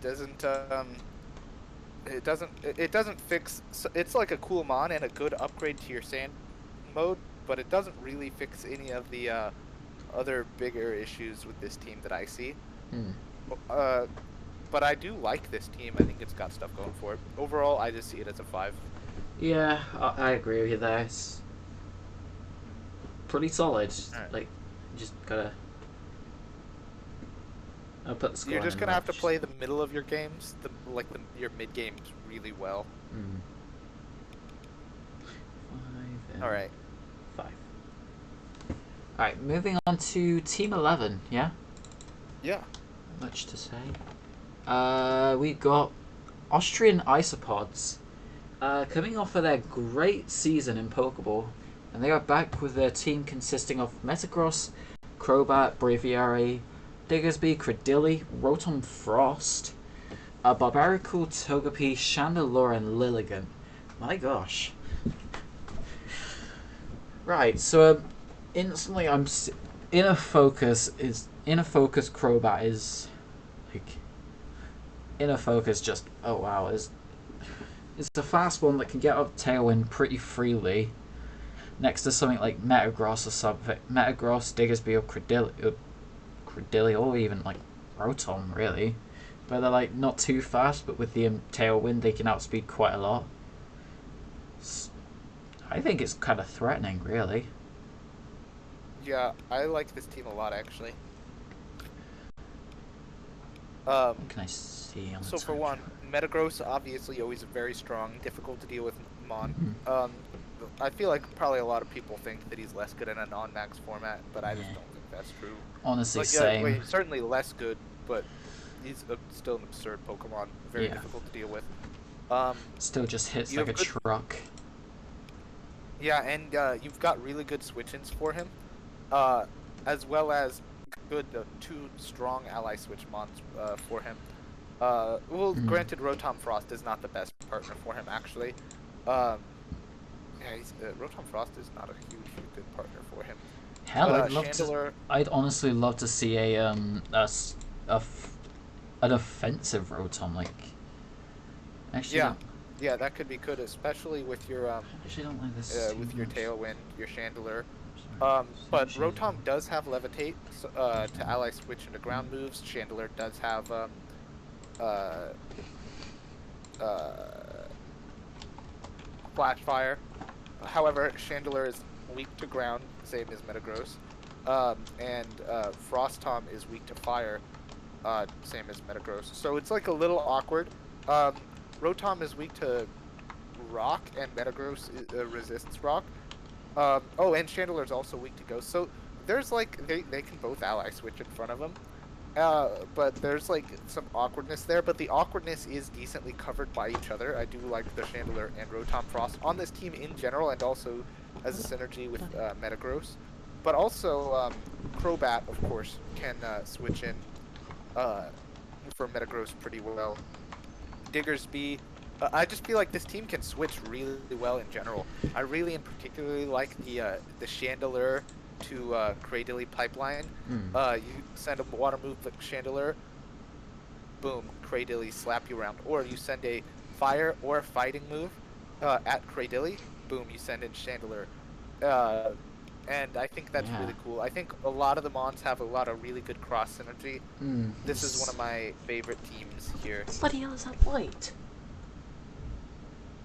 What? Oh, sorry. I'm just seeing a light just come through my window, trying to find out what the hell it is. Last time something like that Now, happened, it was very scary to say the least.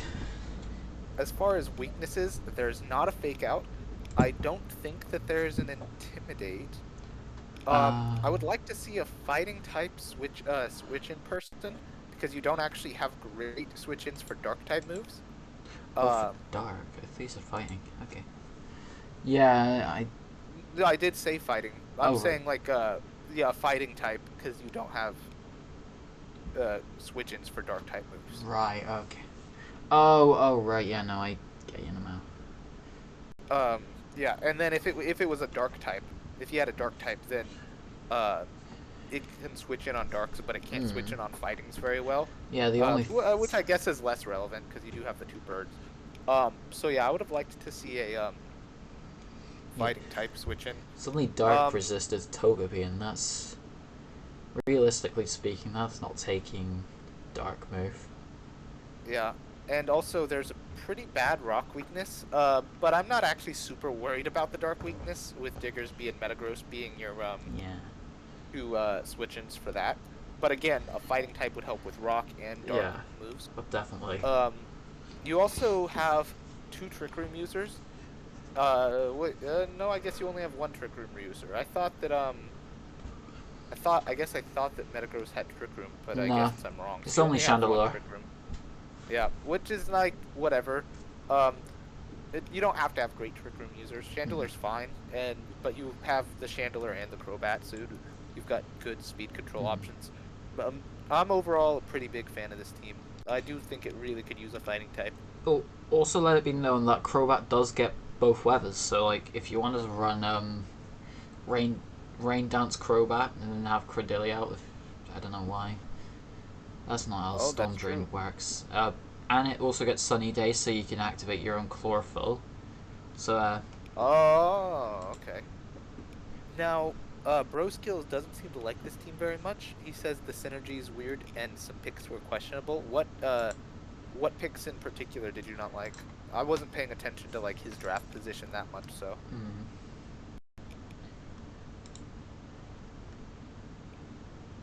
just shoot us a ping, and we'll shoot us a ping in the Ultra General if you're still watching. Yeah, And I'm we'll fairly certain he's still watching, but yeah, yeah. we can just continue. I like the Mm, synergy. Maybe not like huge on the onboard partner synergy, but yeah. defensively and offensively, I think there's a lot of synergy going on here. Oh yeah, definitely. Um,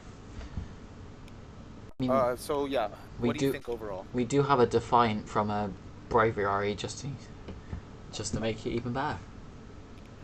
True. Um, not sure actually. I do think it's I do think it's better the than the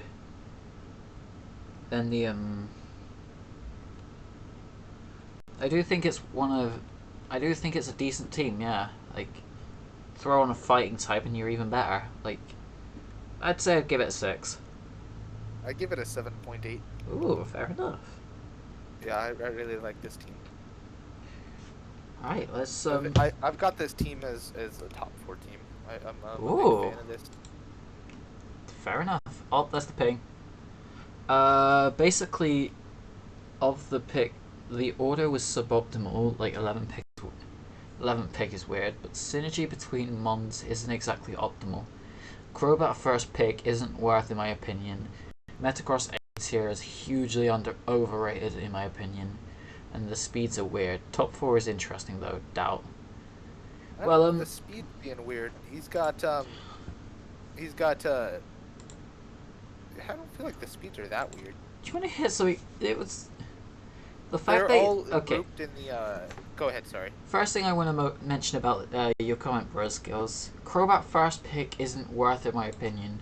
Well, I mean, if he wanted it, he stopped what I think it was like three other people who were also gonna go for Crobat first pick. So like, it's definitely like you basically stopped the competition from picking up a mon you wanted to go for. I definitely think that's worth in my. I definitely think that's worth. Like I don't know what your Also, take on that is, but like that's what I that's what I'm saying. yeah, I think Crobat is same as Gothitelle in that it's a much better mon in these formats than it is in the max formats. Um, because fake out's going to be so much more important and prevalent and he can't be Oh faked out. yeah, Um, Yeah, was Goth? Well, I don't know if Gothitelle was available already, and especially if he was already going to pick Metagross, then Gothitelle perhaps makes sense. Though, Yeah. yeah, maybe like with his position, it was just ultimately correct to just go a Gothitelle route. But I don't know that that's actually a fair criticism if my man just like wanted to pick Metagross, you know. Gothitel's not on the board. Broskos has it. Okay, well, let's see. This guy was 11th pick, right? Yeah, we're currently on 11. Yeah. So Gothitelle got picked right after this, yeah. Consider the fact that there's like like Crobat first round, and there was like I know for a fact there was a couple people that wanted Crobat. So like, I'm also not super worried about the speeds, Yeah. because of the Crobat, the consistent tailwind. Like, I've learned that the huge grouping of speeds in the 80s range can actually be good, because for some teams, because it allows you to function really well under tailwind and also under trick room. If you have consistent ways to set both of those up, which he does. yeah, both Chandler for Trick Room and Crobat for Tailwind. Solid draft. Oh yes, nice. We made the average 6.9. Let's go. All right, perfect. I think that was accidental, but like, it was worth. Yeah, it was accidental. Moving. All right, this is amazing Azumarill. Yeah, we're coached by Broskos himself. Right, so Gothitelle, Azumarill, Registeel, Centiskorch, Guzzlord, Tangela, Piloswine, Regieleki, Sigilyph, and Graplocked. Right. So instantly I see Regieleki is just like honestly, it's a menace. What? One of the it's the fastest mon in the form. Fastest mon in the game. Like, helps you, it's got decent speed control with Electro Webs. It could potentially set up screens for you if you wanted to. Like, gets both of them. What else does it do? Hell, it's a heavy hitter in its own right. The option to go both physical or special, because like I don't know what its physical move pool's like, but like equal stats. Yeah, I don't know what else. Well, you're like Registeel's just a stally man. Gothitelle, Shadow Tag, it's got like Fake Out, got Trick Room, it's got Shadow Tag. Does it also get like Shadow Tag? Sorry, not Shadow Tag. Damn it! What the hell's the move called? Perish Song. Gothitelle doesn't. Imagine Perish Song and Shadow Tag on the same mon. Azumarill does though. Oh, Azu gets it. Yeah. Yeah, this is a hard Perish trap team actually. You have 3 different trappers. Actually, I'm not sure if Centiskorch can still trap with non-max. I don't remember actually. But you have at least 2 different trappers with Grapple Locked and Gothitelle. And I think Centiskorch can trap. Like it definitely can trap with. It's definitely got the flame, whatever the. I think it's called Fire Lash. No, I don't think Fire Lash is what traps. It's Fire Circle or something. Hold on. Fire Spin. Fire Spin. Yeah, he definitely gets Fire Spin. Yeah. Shadow Tag and Perish Song on the same one, you say. May I present Mega Gengar? This is Sword and Shield. Megas do not exist. Megas. Mega Gengar did that though. That was pretty crazy. Sorry, Megas. What's that? Sure. That's what Game Freak. Yeah. That's what Game Freak's trying to get us to say. Overall, I really respect the idea of going hard Perish Trap. I think that's super cool. Let me bring up my notes. It's less offensively balanced than it seems, because it seems like it's got a good offensive balance, but it's not actually as much because Graplock isn't usually a physical attacker, and neither is Regieleki. Or Graplock's usually not an attacker, that is. Yeah. Though I suppose he could be. And Regieleki's usually not a physical attacker either. And I don't even think Guzzlord's usually a physical attacker, despite having a higher physical attack than special attack.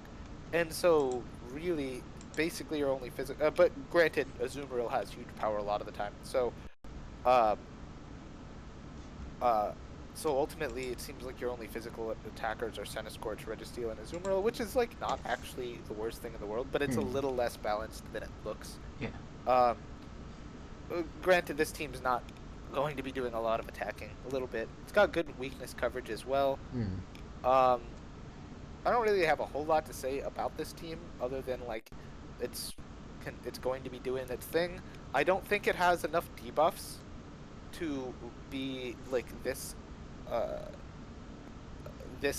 committed to like a slow sort of perish of full perish trap thing. Like I don't think it has very many snarl mons. I don't even know that it has a snarl at all. I think and I don't think it Guzzlord. has Intimidate. I'm not entirely certain on it, but I think Guzzlord gets it. Let's find out. Guzzlord, I'm looking it up on Smogon right now. Oh, also another thing to note, He Sigilyph. does. Sigilyph gets both Trick Room and Tailwind, so like, you basically got Tail. That's pretty cool. Yeah, Tail Room. You got Tail Room options if you need it. You got. Yeah, you do have 2 Trick Room options, and Guzzlord does function well under Trick Room. That's true. Guzzlord is a. I definitely want to see I would really love to see Guzzlord just sweep. Like. Yep. Out of all the Ultra Beasts, I definitely think Guzzlord is underrated as hell.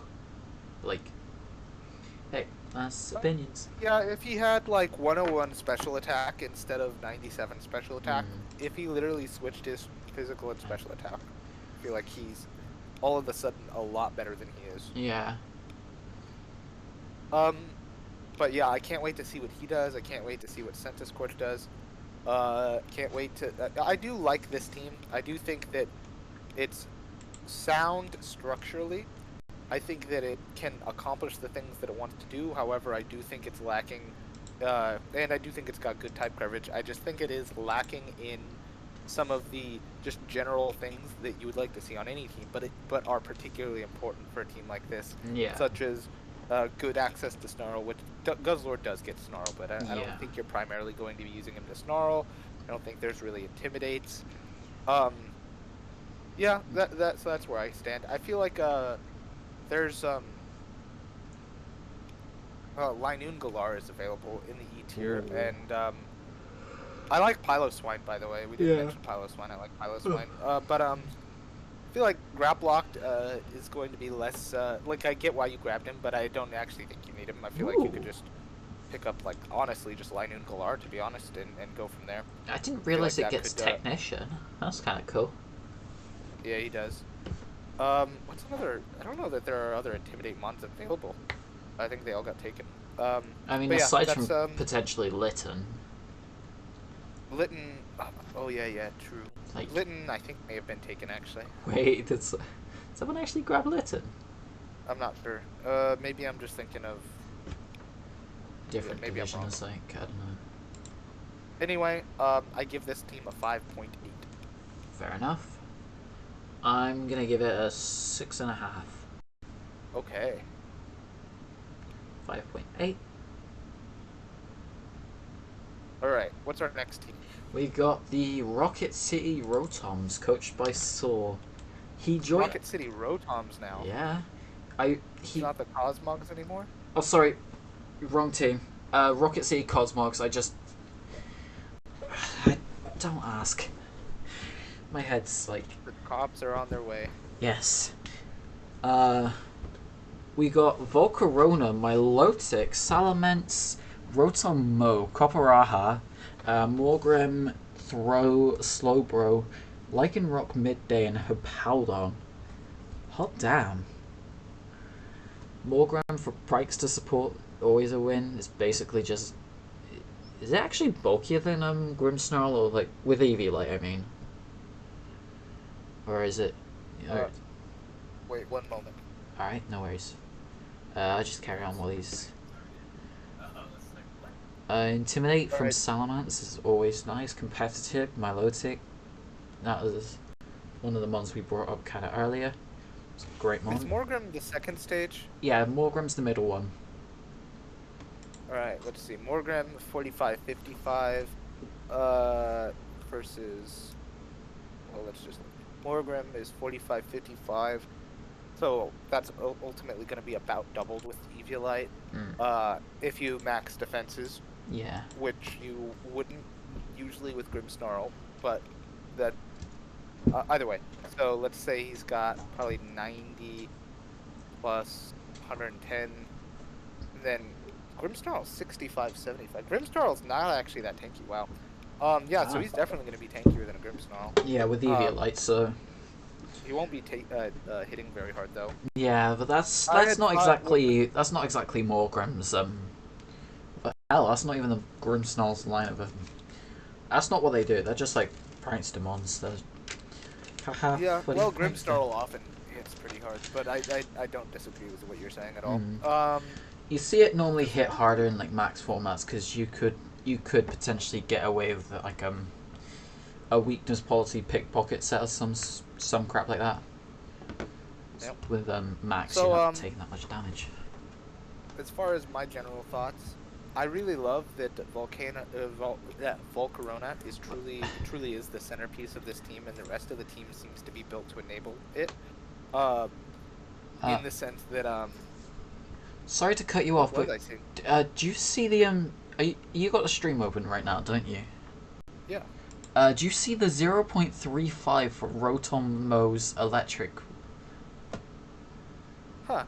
Yeah, that should be 0.25. Or no, should it be 0.5? Does electric resist electric? I don't think it does. I think that's supposed to be 0.25, but like I'm not entirely sure. Zarabi. Alright. You carry on talking, I'm gonna look it up. Alright. Well, Rotom, yeah, it strongly resists electric. So that would be a 0.25, and I guess someone's wrote it and they're wrong. Yeah, fan. No, Anyway, Motom. the Yeah, 2.5. the Volc. Yeah. So the Volcarona. Let me see what I was seeing the other day. What was I seeing exactly? Because I'll try fixing it. does seem like the whole team is built around Volcarona, but I'm not sure in what way. Okay, so Rotombo, right? Not great. It's not that. Yeah, Rotombo has pretty good synergy, defensively with Volcarona. So does Salamence, not so much. I don't. Okay, yeah. So there's a lot of good ways to deal with the threats that Volcarona's gonna face. And it seems like this entire team was built around dealing with those threats properly. However, I don't know that Volcarona is enough to carry a team by itself. In particular, I don't really get the Hippowdon choice. There we go. I see that there's a sand mode with Lycanroc midday, but I don't like. It's the same thing with the sand mode from the other team. I don't know that like a low tier sand set is actually that good. Maybe I'm wrong. Maybe Lycanroc is. Maybe the sand mode is literally just to be able to deal with what's it called? Flyers. But Rotombo in particular, good at dealing with water types, good at dealing with flying types, good at dealing with ground types. Not as good at dealing with rock types, though it can kill them, obviously. The Copperajah is, I don't know, the things do work well together in the goal of making Volcarona work as well as possible. I just don't know that that's actually like something that ultimately works. Your team is also not that fast or slow, and you only have one good Trick Room setter, and I don't think... Yeah, okay, Salamence gets Tailwind and Volcarona gets Tailwind. But, I don't know, he's 100 speed Tailwind. Like, I don't feel like it's that reliable, nor do I even feel like Slowbro's Trick Room is that reliable, despite you having several Mons that want to be under Trick Room. This The Intimidate is important, don't get me wrong. And the Morgrim is better than I thought. I thought he was the first set when the first evolution when I was originally looking at it. I don't think that this is like the absolute best team for Milotic. Maybe the whole point that you're wanting to do with this team is literally just to be bulky and stall people out. And then to that, I can just only say fair enough. I do like that there's 2 water types, just in the sense that you can switch in to a water type very easily. You can deal with flying types very easily. You can deal with rock and ground types pretty easily. But ultimately, I just don't actually think that... I think this team is well built. I think it was well drafted. I think that Saw was paying attention to the things that were important and addressing them. Yeah. I just don't think the team concept is actually one that's going to work very well. I mean, I don't really know where I stand, I'll be honest. It's like, there are some real decent things here, but like, I'm not I don't know. That's basically all I can say. Consider that Volcarona is not going to be allowed to Dynamax. Oh, yeah, that's kind of like rock slide And funny. It's his lone A tier. Rock slide funny. Yeah.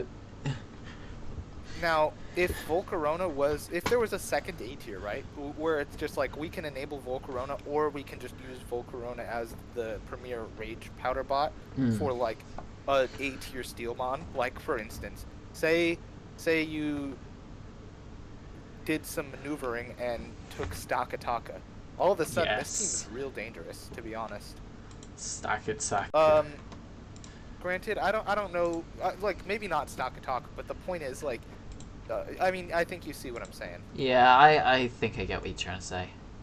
Like having a second Mon that this team could also be built around, which I have a lot of faith in Saw to be able to do. He built this team well around Volcarona, but building it around a second Mon as well, like maybe Stakataka or some other Trick Room Mon that just like really likes having Volcarona as Rage Powder. I think that the team goes from like a 4 out of 10 to like an 8.5 out of 10, to be honest. Yeah, I'm guessing. But as it stands, I don't think it will work out. So, what are you giving it then? Well, in my mind, I give it a 4 out of 10. You know what? Fair enough. Considering how well he did last season, that was the first season he joined us in. I have faith in him, so I'll give him a 5. Alright, let's move on to the next one. Team number 14. We got the Tyrannical Tyrannitars, coached by Adrenaline. His team consists of Kartana, Sylveon, Marowak-Alola, Inteleon, Drapion, Riolu, Unpheasant, P2, Grookey, and Double. Right, where's a good place to start? Like, he did not like his team, and also I do not like his team. 3 normal types? Pog? I mean, Unpheasant. 3 normal types? Yeah, Unpheasant, P2, and Double. Oh, okay. I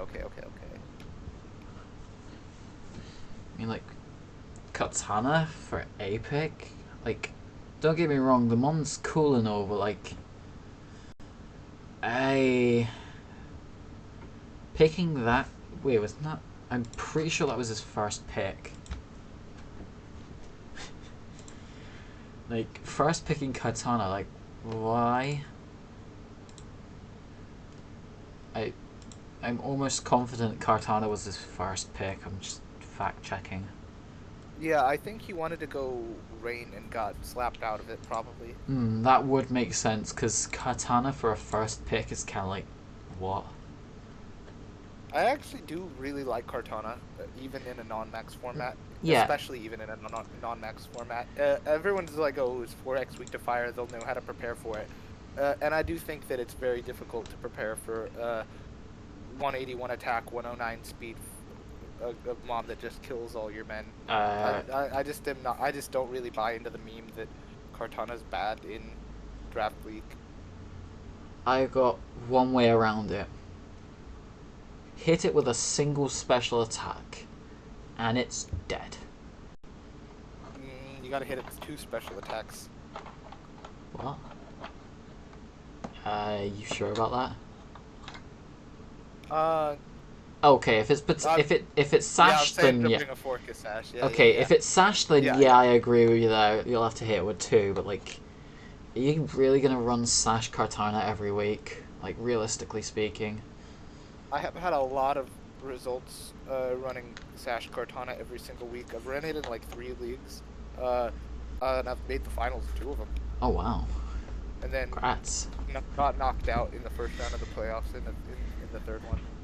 Fair enough. Like, he has got like mon wise, he's got some solid mons, like, you know, Prankster from Riolu. Oh, that's his Rain Setter. I believe Riolu gets Rain Dance. Like, Oh yo.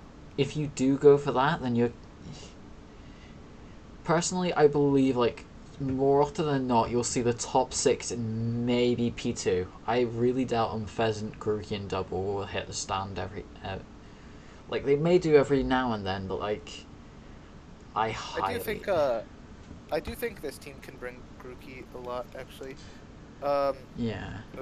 The grassy terrain is very relevant. Oh, yeah. Fair point.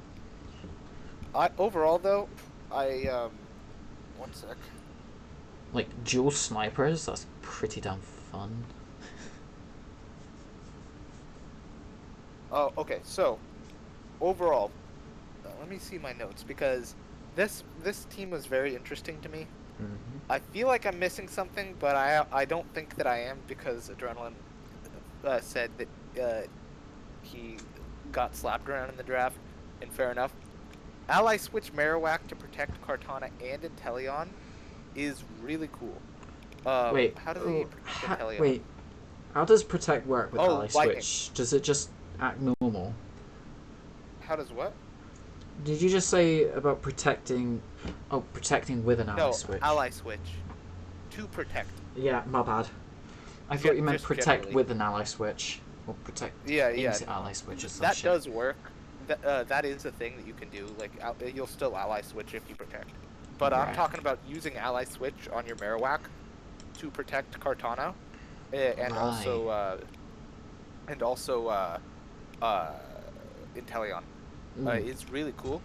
But I'd really like to see a Flash Firebomb and more fire resistance in general. But Yeah. specifically, Marowak obviously doesn't care about fighting moves, doesn't care about fire moves, doesn't care.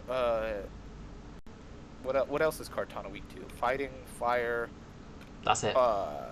According that's to this, okay, that's yeah. it. And then Inteleon, weak to grass and electric, which Marowak doesn't care about grass and is, often lightning rod for electric moves. So you honestly don't even have to or to ally switch a lot of the time. Yeah.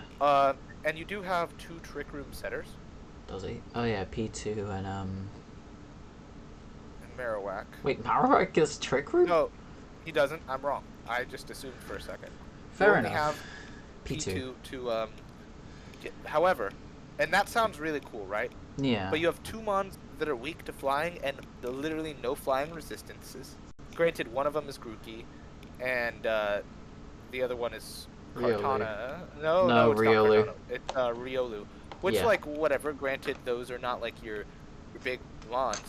But you don't have a good Tailwind user either, which this team would really like a Tailwind user when you have 2 Sniper mons and Kartana, like you're just trying to kill your opponents. Yeah. Porygon would be good if more of your slow mons were real heavy hitters, but like Drapion has 95 speed.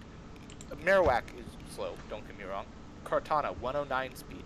Sylveon 60 speed, fair enough to that. Inteleon 120 speed. So like I just like don't know why you would ever really want to be in Trick Room other than just to like do stuff with Marowak and Sylveon, I guess. And granted, Porygon 2 very good synergy with Marowak. Because ghost moves and fight don't affect him, and then fighting moves don't affect Marowak Alola. Like, perfectly fine. Fine with that, I guess.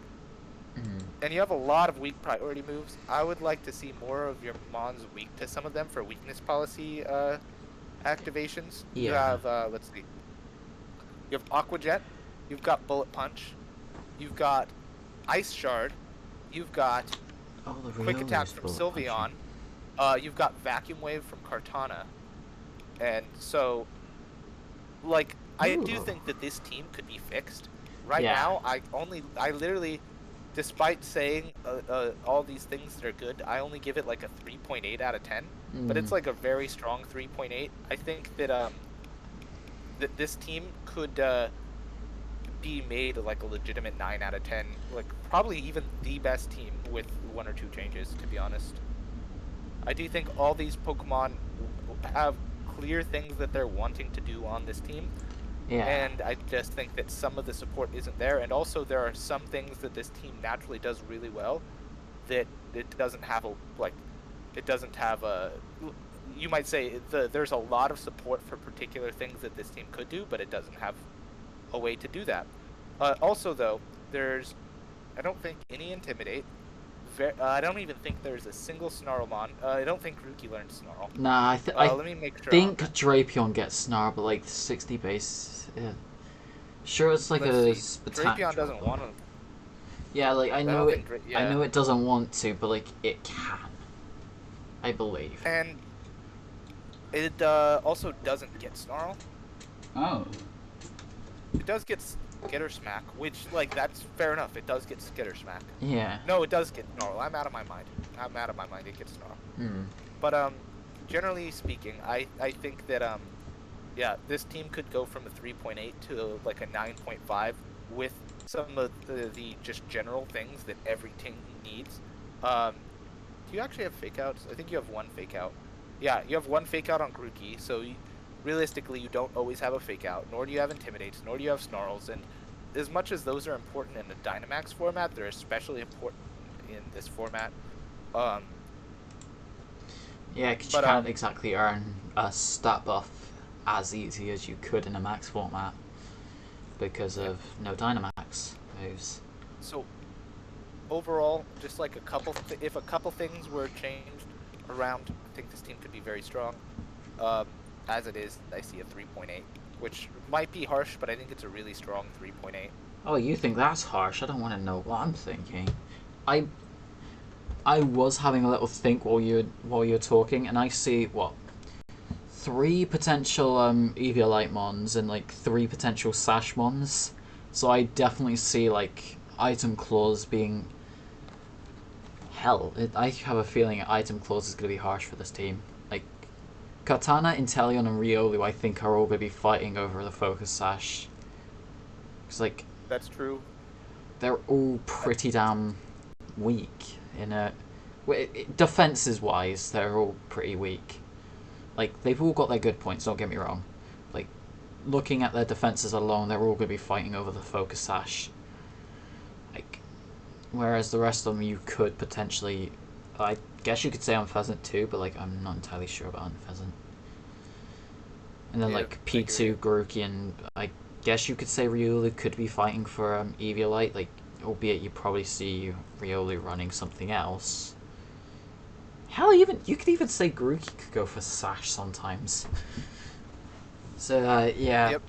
with that in mind, I do totally agree with you. Like, make a couple trades, and this could be a really good team. But I'm gonna give it a 3. All right. Yeah. Don't trade Kartana though. I think that guy's great, and I think it's great in this team as well. I don't even know what you would trade. Like that is kind of the issue. Is that the bigger issue, to be honest, is that the team has cool stuff and some of it functions, but some of the glue is missing and some of the general glue is missing. Mm. But you don't like have a way to trade into those, and I find that could be difficult for you. Now maybe you outplay your opponents and win all your games. Like that's like legitimately possible for this team. This team does do things that are strong, but I do think that it will struggle to do that, and it'll be difficult, I think, to make trades to make it work either. However, I retain hope. He's currently 1-0, so I will be I will be honest with you. That game, I honestly watched it all from my phone, and it was definitely a strange match. Like All right. Is that the one with Duck? no, he was up against the I believe it's the coach after him in draft order. Uh, Okay. but like, I will be honest. I was rather surprised he picked up that game. I think it all came down to a misplay from his opponent, and that allowed him to pick up the game. I see. All right. So like, Well, it's a. Oh, never mind. It's the one after this coach. We got okay. coach number or draft position number 15. Team Dallas Duraludons, coached by Quick, and hoo boy, I know Quick is a fellow mod from the Safari Battle Camp, and he is not going to be a pushover. Let me tell you that. He is in SBC. He is the two. I know those accomplishments shouldn't exactly be considered over here, but like, he's the two-time champion in VGC. So like, he definitely has experience with Mons and like.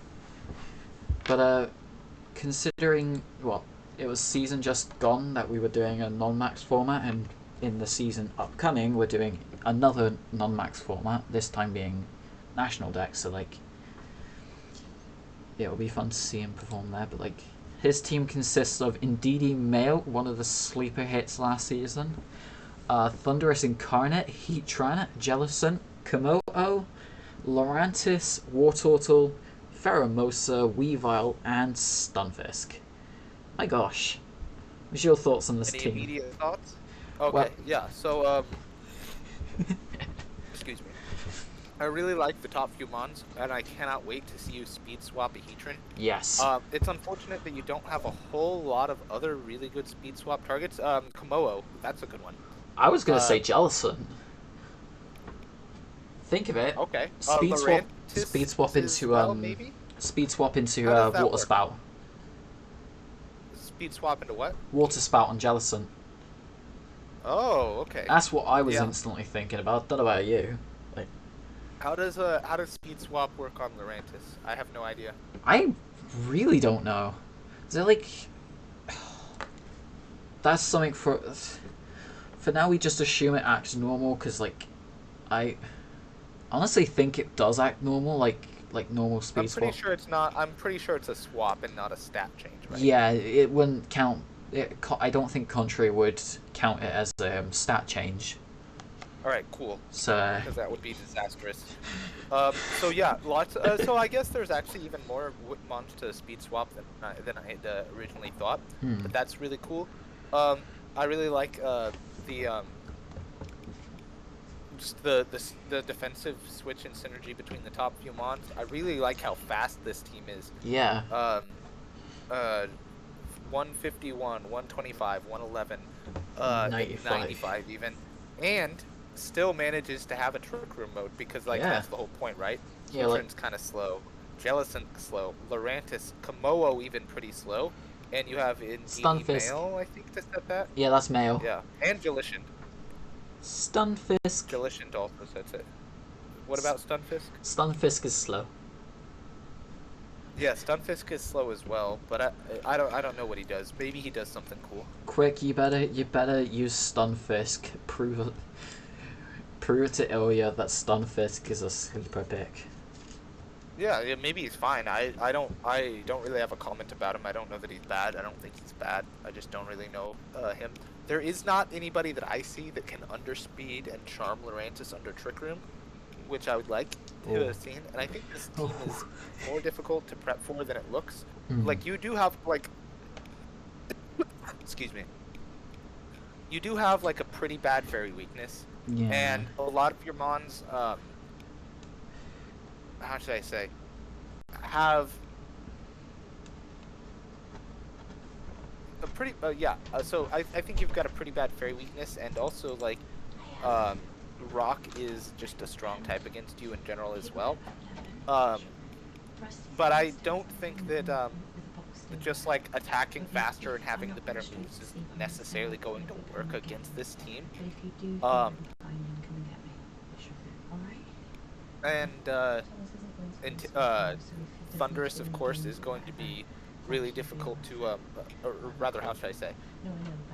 You can't intimidate this team very well, both because it's got a lot of special attackers and also because of the Defiant, so that's going to be difficult to deal with. I'm not making my point here well. Oh, the Psychic Surge makes it difficult to to fake out stuff. Like all the general things that you would just generally do to just prepare for not this team in particular, but for just any team, don't actually work very well against this team. It's really hard to stop this team from doing what it wants to do. And and unlike the team we talked about earlier, that was similar, you do actually have tools to stop your opponent from doing things. You've got Prankster, Taunt, or whatever. You've got Weavile's Fake Out. You've got Flash Fire and so on. You've got Psychic Surges. Or even just not even Psychic Surge, right? You can just literally just have Inner Focus on him. That's like completely viable here. So I do think that there's a lot. Yeah, I think it's hard to stop this team. And while it doesn't have perfect ways to stop your opponent, I think it has a Intimidate, for instance, and I don't think it has a whole lot of snarls. We've learned snarl, but it's like whatever. I do think it just generally does have some tools at least to stop your opponent from doing what they want to do. So yeah, it's like not perfect on those two things. I don't think it makes perfect use of Lurantis, and and think that it doesn't have like perfect tools to stop your opponent, but it does have some tools. Yeah. And is even harder to. It's for me. I don't remember what team it was exactly, but for me, it just seems like a better version of that team that we talked about earlier. No offense to the coach of that team. I'm sure there are differences and nuances, but in that sense, you realize we've talked about that many teams that I don't have a clue which one you're on about. Well, there was one earlier that I said that it's hard to stop this team from doing what it wants to do, but stop the opponents very well either. Maybe it was Odie's team, or maybe it was a little bit before Odie's team, but possibly. Yeah. I rate this team at a 7.9 overall. Ooh, alright. It's a pretty good rating. I definitely think, like putting past seasons aside of different servers, I definitely think Quick has the capability of just steamrolling through Ultra. I'm gonna give him an 8.5. I really don't think there's much to change about this team. Like, yeah, I wouldn't recommend changes either. I think seeing Defiant over Prankster on Thunderous is gonna be pretty damn cool to see. Like, you know, considering the fact that you got Psychic Surge, so most of your Prankster moves might not work. Am I? Yep. Okay. No disagreement there. I agree that just generally, yeah, you just drafted a solid team. You know, just play it out. You know. I'm definitely interested to see how well Quick does. Like, both with the team and like personally, really. He's a decent player. All right. Ooh. Chicago Beartics. Yes. Urshifu Rapid for their first pick. Pretty damn decent. Like, yeah. Urshifu Rapid, Talonflame, Serena, Toxapex, Espeon, Rhydon, Stonejourner, Thunderous Therian, Goodra, and Cubchoo. I used Thunderous Therian last season in Great Ball. It was very unique, to say the least. What do you mean exactly? Like the mon itself, it didn't feel like for something that was in 13 points, like basically a high tier. I didn't exactly see it being good, personally. I mean, I do think that this team. Go ahead. I mean, this first week we did see them taking a loss because of a misplay, and which caused his Rhydon to actually take the Thunderous's Thunderbolt. Oh no. Yeah, I don't think I need to say anything more. I think you know. I think you can basically guess exactly what happened or what else happened. Yeah, But like, that's unfortunate. yeah, Well, don't do that again. I do think this team does make really good use of Thunder Therian in general, though. hmm, Um, uh, both because you have a pretty prankster tailwind and also yeah, a decentish trick room mode. Granted, he's hmm, a little faster than you would normally want for a trick room mode, yeah, but it is what it is. Um, it's like you do have consistent setup of both of those. Also, Sarina to make him so he can't be flinched.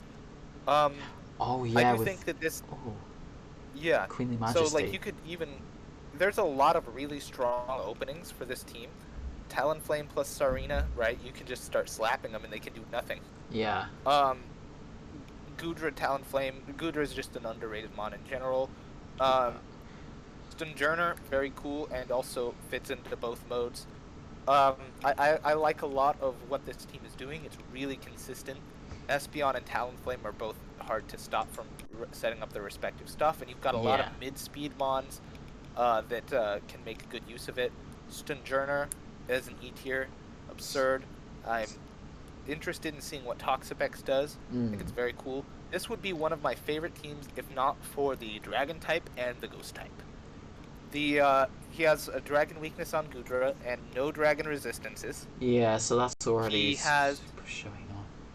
he has no Ghost resistances and one Ghost weakness in Espeon. Yeah. He doesn't have a Fake Out user. He doesn't have a Fairy type. He doesn't have a Steel type. And Mm. those are like real problems, to be honest. Honestly, I'd This team say could just swap Rhydon for something like a steel type or something. Like Yeah, and maybe even Toxapex. Toxapex is great, and it's a water type. Like you want to have your yeah. water types. I mean, he has got Don't get rapid me wrong. strike, so Oh, okay, yeah. So like the Toxapex isn't even that important. So you could swap those two for like, I think Skarmory is available, though I don't know that Skarmory is very good. But I'm sure there are C I types mean, that are Steel types. if you do go for Um, Skarm, that gives you 3 flying types. So yeah, okay, so maybe not Skarmory, but um, yeah, just generally like you yeah. just kind of just want a Steel type and a Fairy type and a Fake Out user. Oh, you know who's a D tier Fake Out user that you could go get right now?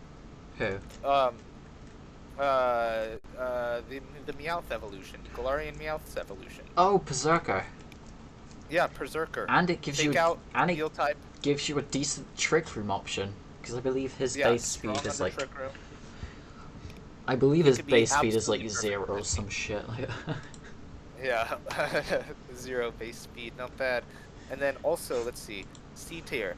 Because now literally at that point you just need a Fairy type. You can take any C tier Fairy type, which I think there are none available to be honest. But uh, I'm just like looking through real quick. Yeah, I mean, you could there isn't Rabombi was. He's no longer. wait. Stoutland could have been good. He's gone Yeah. too. Um, but that is just kind of whatever. There's a lot going on for this team that is very strong. Hmm. But the weaknesses are very clear. Yeah. With that in mind, I think obviously this could be like a 9.8 team. Yeah. With a couple changes. Right now I give it a 6.5. Fair enough. I I need to let my dog out real quick. like. Oh, go ahead. Sorry. Yeah, I'm just gonna chat. Just like get rid of Toxapex and Rhydon, and or like get rid of Toxapex and Rhydon for like a steel and a fairy type, and it is extremely great. And for now, I'm giving you a 7 though. It's really not bad. Don't get me wrong. It's just like you, it's really hard to say. Like, it's a really good team, but like the one or two things is kind of like harming it. I'll be right back. Yeah, no worries, man. I gotta scroll from. Yeah. I'll start off with coach number 17. This is Victoria Buzzwalls, coached by Almonds. Their picks are Landorus Therian, Clefable, Dusclops, Obstagoon, Buzzwole, Cottony, Gothita, Xerkatry, Octillery, and Archeops. Oh man! Don't get me wrong, this is actually fairly decent. I'm looking at the type chart now, and there doesn't seem to be any... Oh! Almost got me there. Almonds, you need yourself a fairy resist fast. Yep. Like, look at that. He has a ghost resist, but he also doesn't have a rock resist. Oh yeah! This type chart looks... Like... I know we shouldn't judge the type charts based on how they look, but it looks fairly weird. Just like the geometry of it, I don't know. My tired ass brain just like... He does have oh, go ahead, sorry. Yeah, no fairy resist, no rock resist. Fun. One moment. Oh yeah, no worries. You know what type is this fairy and rock, by the way? Type that he doesn't have one of, so he might just get in a race with another person real quick. Steel? Oh, yeah. I think it is. Yeah. Makes sense. Alright, my headphones are back on, sorry. Okay, so, yeah, this is also another team that could make really good use of Berserker, so, like, maybe get on it. Granted, it's a D tier, and you have 2 D tiers that you might want to keep, so fair enough to that. Some stuff that's going on here. He's got Dusclops, that's a really good trick setter, but he doesn't really have synergy with the rest of the team. I mean... That's, like, weird. I mean, it can work with Octillery, you know? Give yourself a, what do you mean? like... Octillery is one of those mons where, people... It's, honestly, just like a sleeper. People just sleep on it, and it's like... It's actually got, like... If you saw some of the Premier match, if you, like... I believe the Octillery's great. I believe the quarterfinals was actually recorded, but like, I know I mentioned it when we saw Oranguru for the first time, but like, get it in Trick Room and it's hitting hard, and I think Dusclops is like the best out of all the available Trick Room wares. I definitely think Dusclops is the best for it. Like, not much is going to be killing that in one turn, especially if it's holding an Eviolite. Yeah, certainly and definitely. My point, though, is more that just like Dusclops doesn't have like particular synergy with anything. Like, yeah, there's a lot of mons that function really well under Trick Room in this team, and I'm not disagreeing at all. Yeah. And perhaps Dusclops is the bulkiest Trick Room setter, and like a lot of these guys do want time to set up. Won't disagree with that. Yeah. But yeah, I still don't see Dusclops like having huge, like, specific synergy with anybody else, which is a little awkward and odd, but that is what it is. Your Tailwind setter is not great. He's serviceable. He's fast. He's got 110 speed. But Archeops is, I mean, yeah, I'm not a huge fan of Archeops. You also don't have a fake out user other than Gothita. Yeah, Gothita... I can't say much about Gothita, really. It's basically just mini Gothitelle. Yeah, Gothita's fine. Like, it's got fake out and shadow tag, so like it's just gonna die, right? But you can fake out something and then kill something with your other mon if it's hitting fast enough. Like, Gothita's fine. I don't have an issue with Gothita exactly. Yeah. As mentioned, you just don't have a rock or fairy resist. The offenses are unironically really well balanced.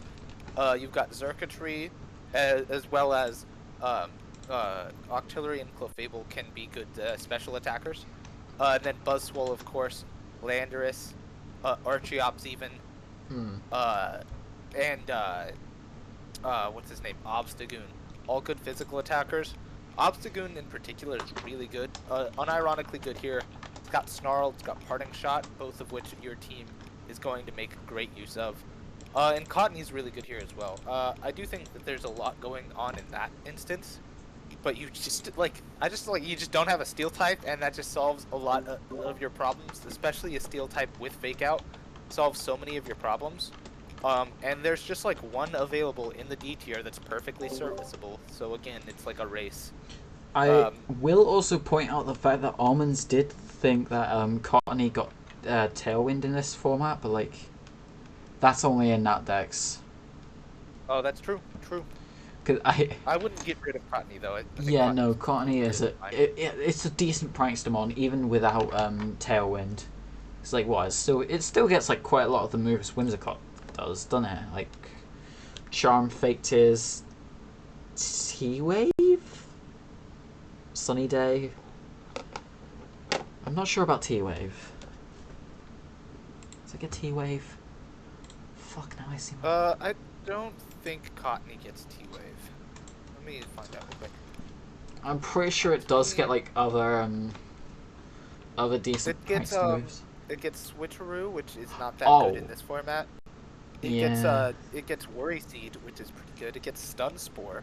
It gets I mean, Stun Spore basically acts like it, so you know, we can take those. Yeah, like Fake Tears, Encore, Cotton Spore, Charm, Confide. Yeah. Overall, yeah, just like legitimately get a steel type, man. Especially one with fake out. There's a perfectly serviceable one available. Said it a billion times. I think this team literally just needs a steel type and maybe slightly better speed control to be an 8. Currently, I see a 3.8. Fair enough. You said 3.8. I'm gonna give him a 4. Okay. All right, last team. Yep, we get to We get to shit talk Yoram, and he's not even awake to correct us. This is great. Bad coach, bad team, yada yada. Let's move on. Okay, all jokes aside, Yoram's team consists of Tapu Lele, Aegislash, Aerodactyl, Clawhitzer, Roserade, Thievel, Heatmore, Raikou, Wigglytuff, and Gallade. Hot damn! Yeah. Interesting. Like, how crazy is it that literally the worst mon on this team is Heatmore? And I mean that in a good way. Like, Heatmore is not that bad. Yeah.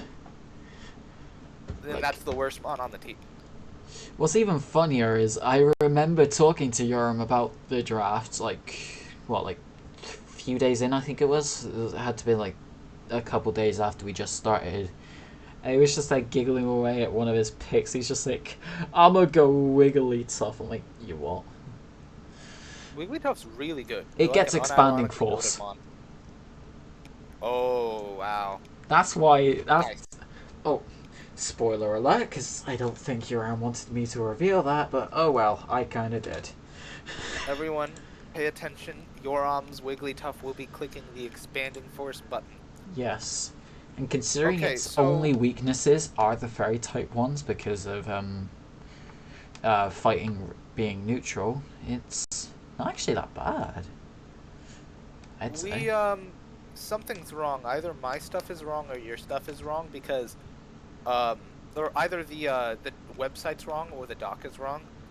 His team has a 103 special attack average according to the website. Let's see. I'm gonna read off the website. You tell me where it matches the doc. The website has Tapu Lele at 130. Yep. Aegislash at 40. Oh wait, I think yours has it based on sword form. Oh yeah. Okay. Yeah. So that's like, the issue. If you put it in shield form, I think if we put this one in sword form or yours in shield form, it'd be right. Well, okay. Well, fair enough. So 103 average special attack is the only average on any team over 100. Congrats. And he did so with keeping a 91 average attack, which is really good. Yeah. However, 65 average defense with no intimidate user is atrocious. Now, the 65 average defense does go up a little bit when considering the stance change, but it's still pretty low, and you still don't have an intimidate user, which is really scary. Also, I don't really see what Clawitzer and Roserade are doing synergy-wise other than just existing as their type and, like, hitting hard under Trick Room. Which, fair enough, I guess. I know, man. This is a really good team for Thievul and Aerodactyl, Mhm. for a variety of reasons. Like, Thievul is not just good with, like, Thievul is great with Tapu Lele, obviously, but there was something as well that I found to be really good. Wait, what does Uh, Stakeout do? The ability? Any idea? I don't know. I don't think you ever run it. I think you just always run Unburdened. Fair enough. Curious on what Um, it does, though. You know what? I got smoke on my phone. I'll have a look. all right. Let's see. Yeah, I don't remember exactly other. I Thievul very good in this team. I don't Hmm. remember everything about why I thought that though. Um, it's not just that it's good with Tapu Lele though. There was something else. Yeah, I'll be right back. Just carry on waffling or Also, whatever. all right. Yeah, no problem. Oh, it gets beat up for Gallade. I'm pretty sure. That's it. It gets beat up for Gallade. Um, I think that's the main thing that I was thinking about. Also, very good Aerodactyl team. Uh, in the sense that you have several mons weak to ground, great switch in, and you have lots of mons that resist rock and ice. Very cool. It's also the superior rock flying tailwind user as opposed to the Mr. Defeatist himself, uh, uh, Archeops. Hmm. You could really use another ground resistance though, because you do have a lot of mons weak to ground, and he's the only one that resists it. You also don't have a. Ooh, you do have a fire mon, so I don't know why I said that, but you don't have a dragon mon, which Yes. isn't huge, especially since okay, you don't have a dragon mon, which isn't huge, but worth noting. Yeah, but like Uh, he's still got he can still deal with the dragons if he has ever comes across them. I think that this team is like fine in like in an above average way. Yeah. No intimidate is not good, but and low defense is not good, but you got a lot of things you can do. You do them well. Your mons have cross synergy, other than maybe Roserade and Clawitzer, which are just fine to just do their thing. Um, to be honest, I don't think they have to have a whole lot of synergy. Um, and yeah, you. How many fake outs does he have? I think he has 0. Uh. No fake out is awkward Wait, does and kind Gallade of get bad. it? No, it probably Does doesn't. Gallade get it? Doesn't look like it, I at least not on the website. don't think so. Never mind. So Uh. no fake out Yeah. or intimidate, but you do have some other debuffs, and you do have good defensive switch-ins. Yeah. So, Both like, Raikou and Sneasel getting Snarl, yeah, which is pretty nice. Sneasel is not in this. Oh, Thievul. Okay. Yeah, Yeah. Thievul. Sorry, Yeah. that's the British So accent for you. overall, this team has some weaknesses, but they're that are very apparent. But they're not team falls apart apparent. The team works and has strengths, and just kind of has some weaknesses that could be worked on as well. But uh, yeah, it's like a pretty well balanced team, I would say. Overall, I see like a 6.3 because, like I said, it's balanced, it works, it can do things against your opponent as well as advance its own game plan, and it is coherent, but it does have some weaknesses that need to be addressed. Yeah, I'll give it a 6. You All said right, and like I said, 6.3, right? yep, 6.3. Fair enough. So yeah, All right, that's it. so let's see our final rankings. Oh. Yeah, the final ranking thing's kind of like broke.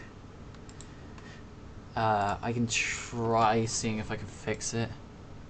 All right. Expected roll. Now this is now remember that these numbers, the final ranking, isn't counting any week 2 trades, which I do think have made several of the teams better. So yeah. In particular, I think they made my team a lot better, but obviously I'm speaking out of some bias here.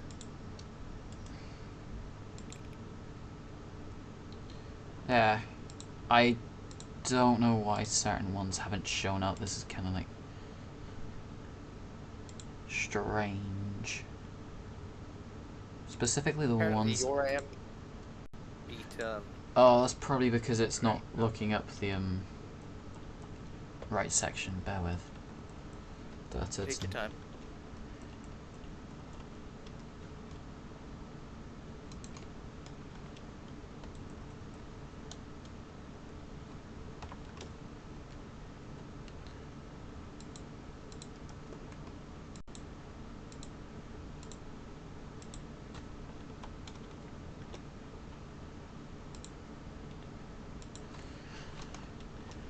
Easily fixable. It'll just take me a while.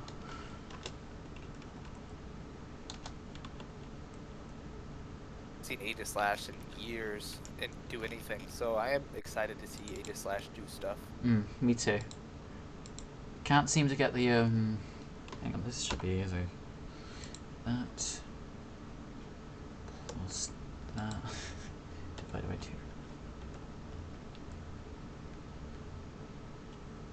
Oh fuck! I just make it equal.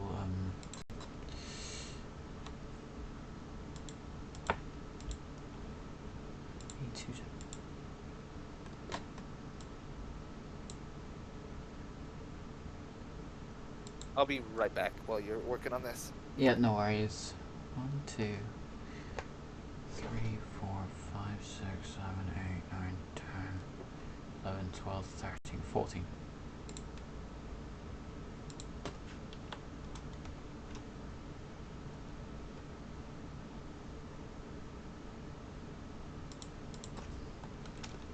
There we go. There we go. So I hope that's formatted. Yeah, that's formatted okay. No, it isn't.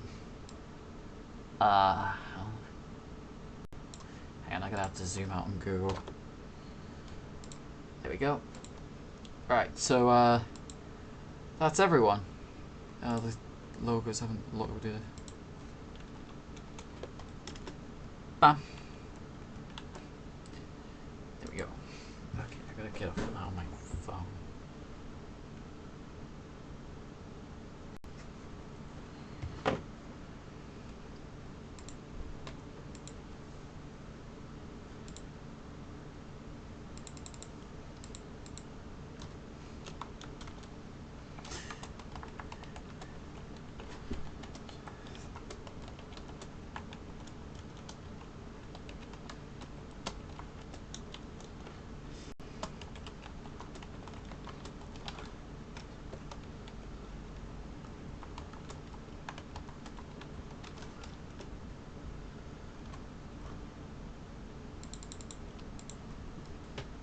Alright, I'm back. So did it order them? Yeah, it's fixed it. I fixed it. Alright, perfect. So we've got the Dallas Duraludons as our top team. Mm-hmm. Average score of 7.9. Yeah. How does the Bird Swarm have this average score of 3 if we averaged between? Oh no, this is wrong. What? Huh? It's just taking. It's not averaging the scores. It's just taking the second column.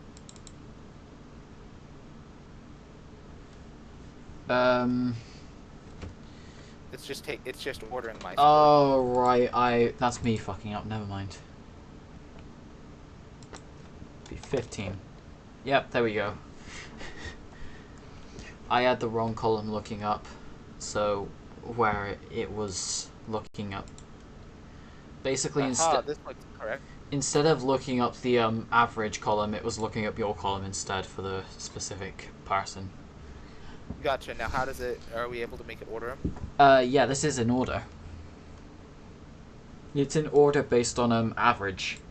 Okay, now it is. The order hadn't changed at first. Okay. Still, Dallas Duraludons at the top. Where is my team even? I don't even see it. Oh, okay. It's like there in the middle, 6.0. Yeah. We have 8 playoff teams or 9? 8, I think. Yeah, it's with the really weird ass bracket. I don't like that bracket. So yeah, if we're going based off of playoffs, you got your top 8 there. I think, yeah. 1, 2, 3, 4, 5, 6, 7, 8. Yeah, amazing Azumarils down to the from Dallas. The amazing Azumarill. Now again, I think a lot of these teams in the lower half can easily rise up to be one of the best teams. I don't think Hmm. that there was a single team that was absolutely knockout crazy good and unbeatable, like there are sometimes. I think Yeah. every team had some weaknesses. I don't think there was a single team that didn't have weaknesses, or that didn't have like some like clear and obvious weaknesses, even if they were rather small and some of Oh, them were smaller than others. someone took our advice already. I Oh, just had which a one? Who won the race? Who won the race? fly Let's me see. to the moon, Mr. Chicago Beartix. There we go. I mean, it's Or, not exactly. He's an American, while the other one that we're saying about is Aussie. So like, the race uh-oh, wasn't exactly time unfortunate. zones. Time zones, fucking us That'll up. happen. Yeah, time zones. They are funny. So yeah, I hell now that he's actually changed out Rhydon, I definitely think he's a better team. Yeah, I absolutely. I don't even necessarily think Rhydon was bad or is bad, though I didn't watch the game. And I don't even think it was necessarily bad for his team, but like, yeah, Berserker just like really does the trick, you know? mm, All right. Well, I hope you guys enjoyed. I hope if anybody thinks that they've been criticized unfairly or just has anything else to say, absolutely ping one of us. yeah, Start a conversation, call us mean names, yeah, and so on. exactly. Talk shit. Why not? It's fun. So yeah, without. I mean, it's 9:30. It's not that early. Yeah, fair point. Fair point. It's 9:30 over there in Australia land. All right. Well, yeah. Good luck, Yeah. everyone. I hope you guys all have a good and fun season, and I would like to see the Bird Swarm, in the finals. Yes. Good luck, Duck.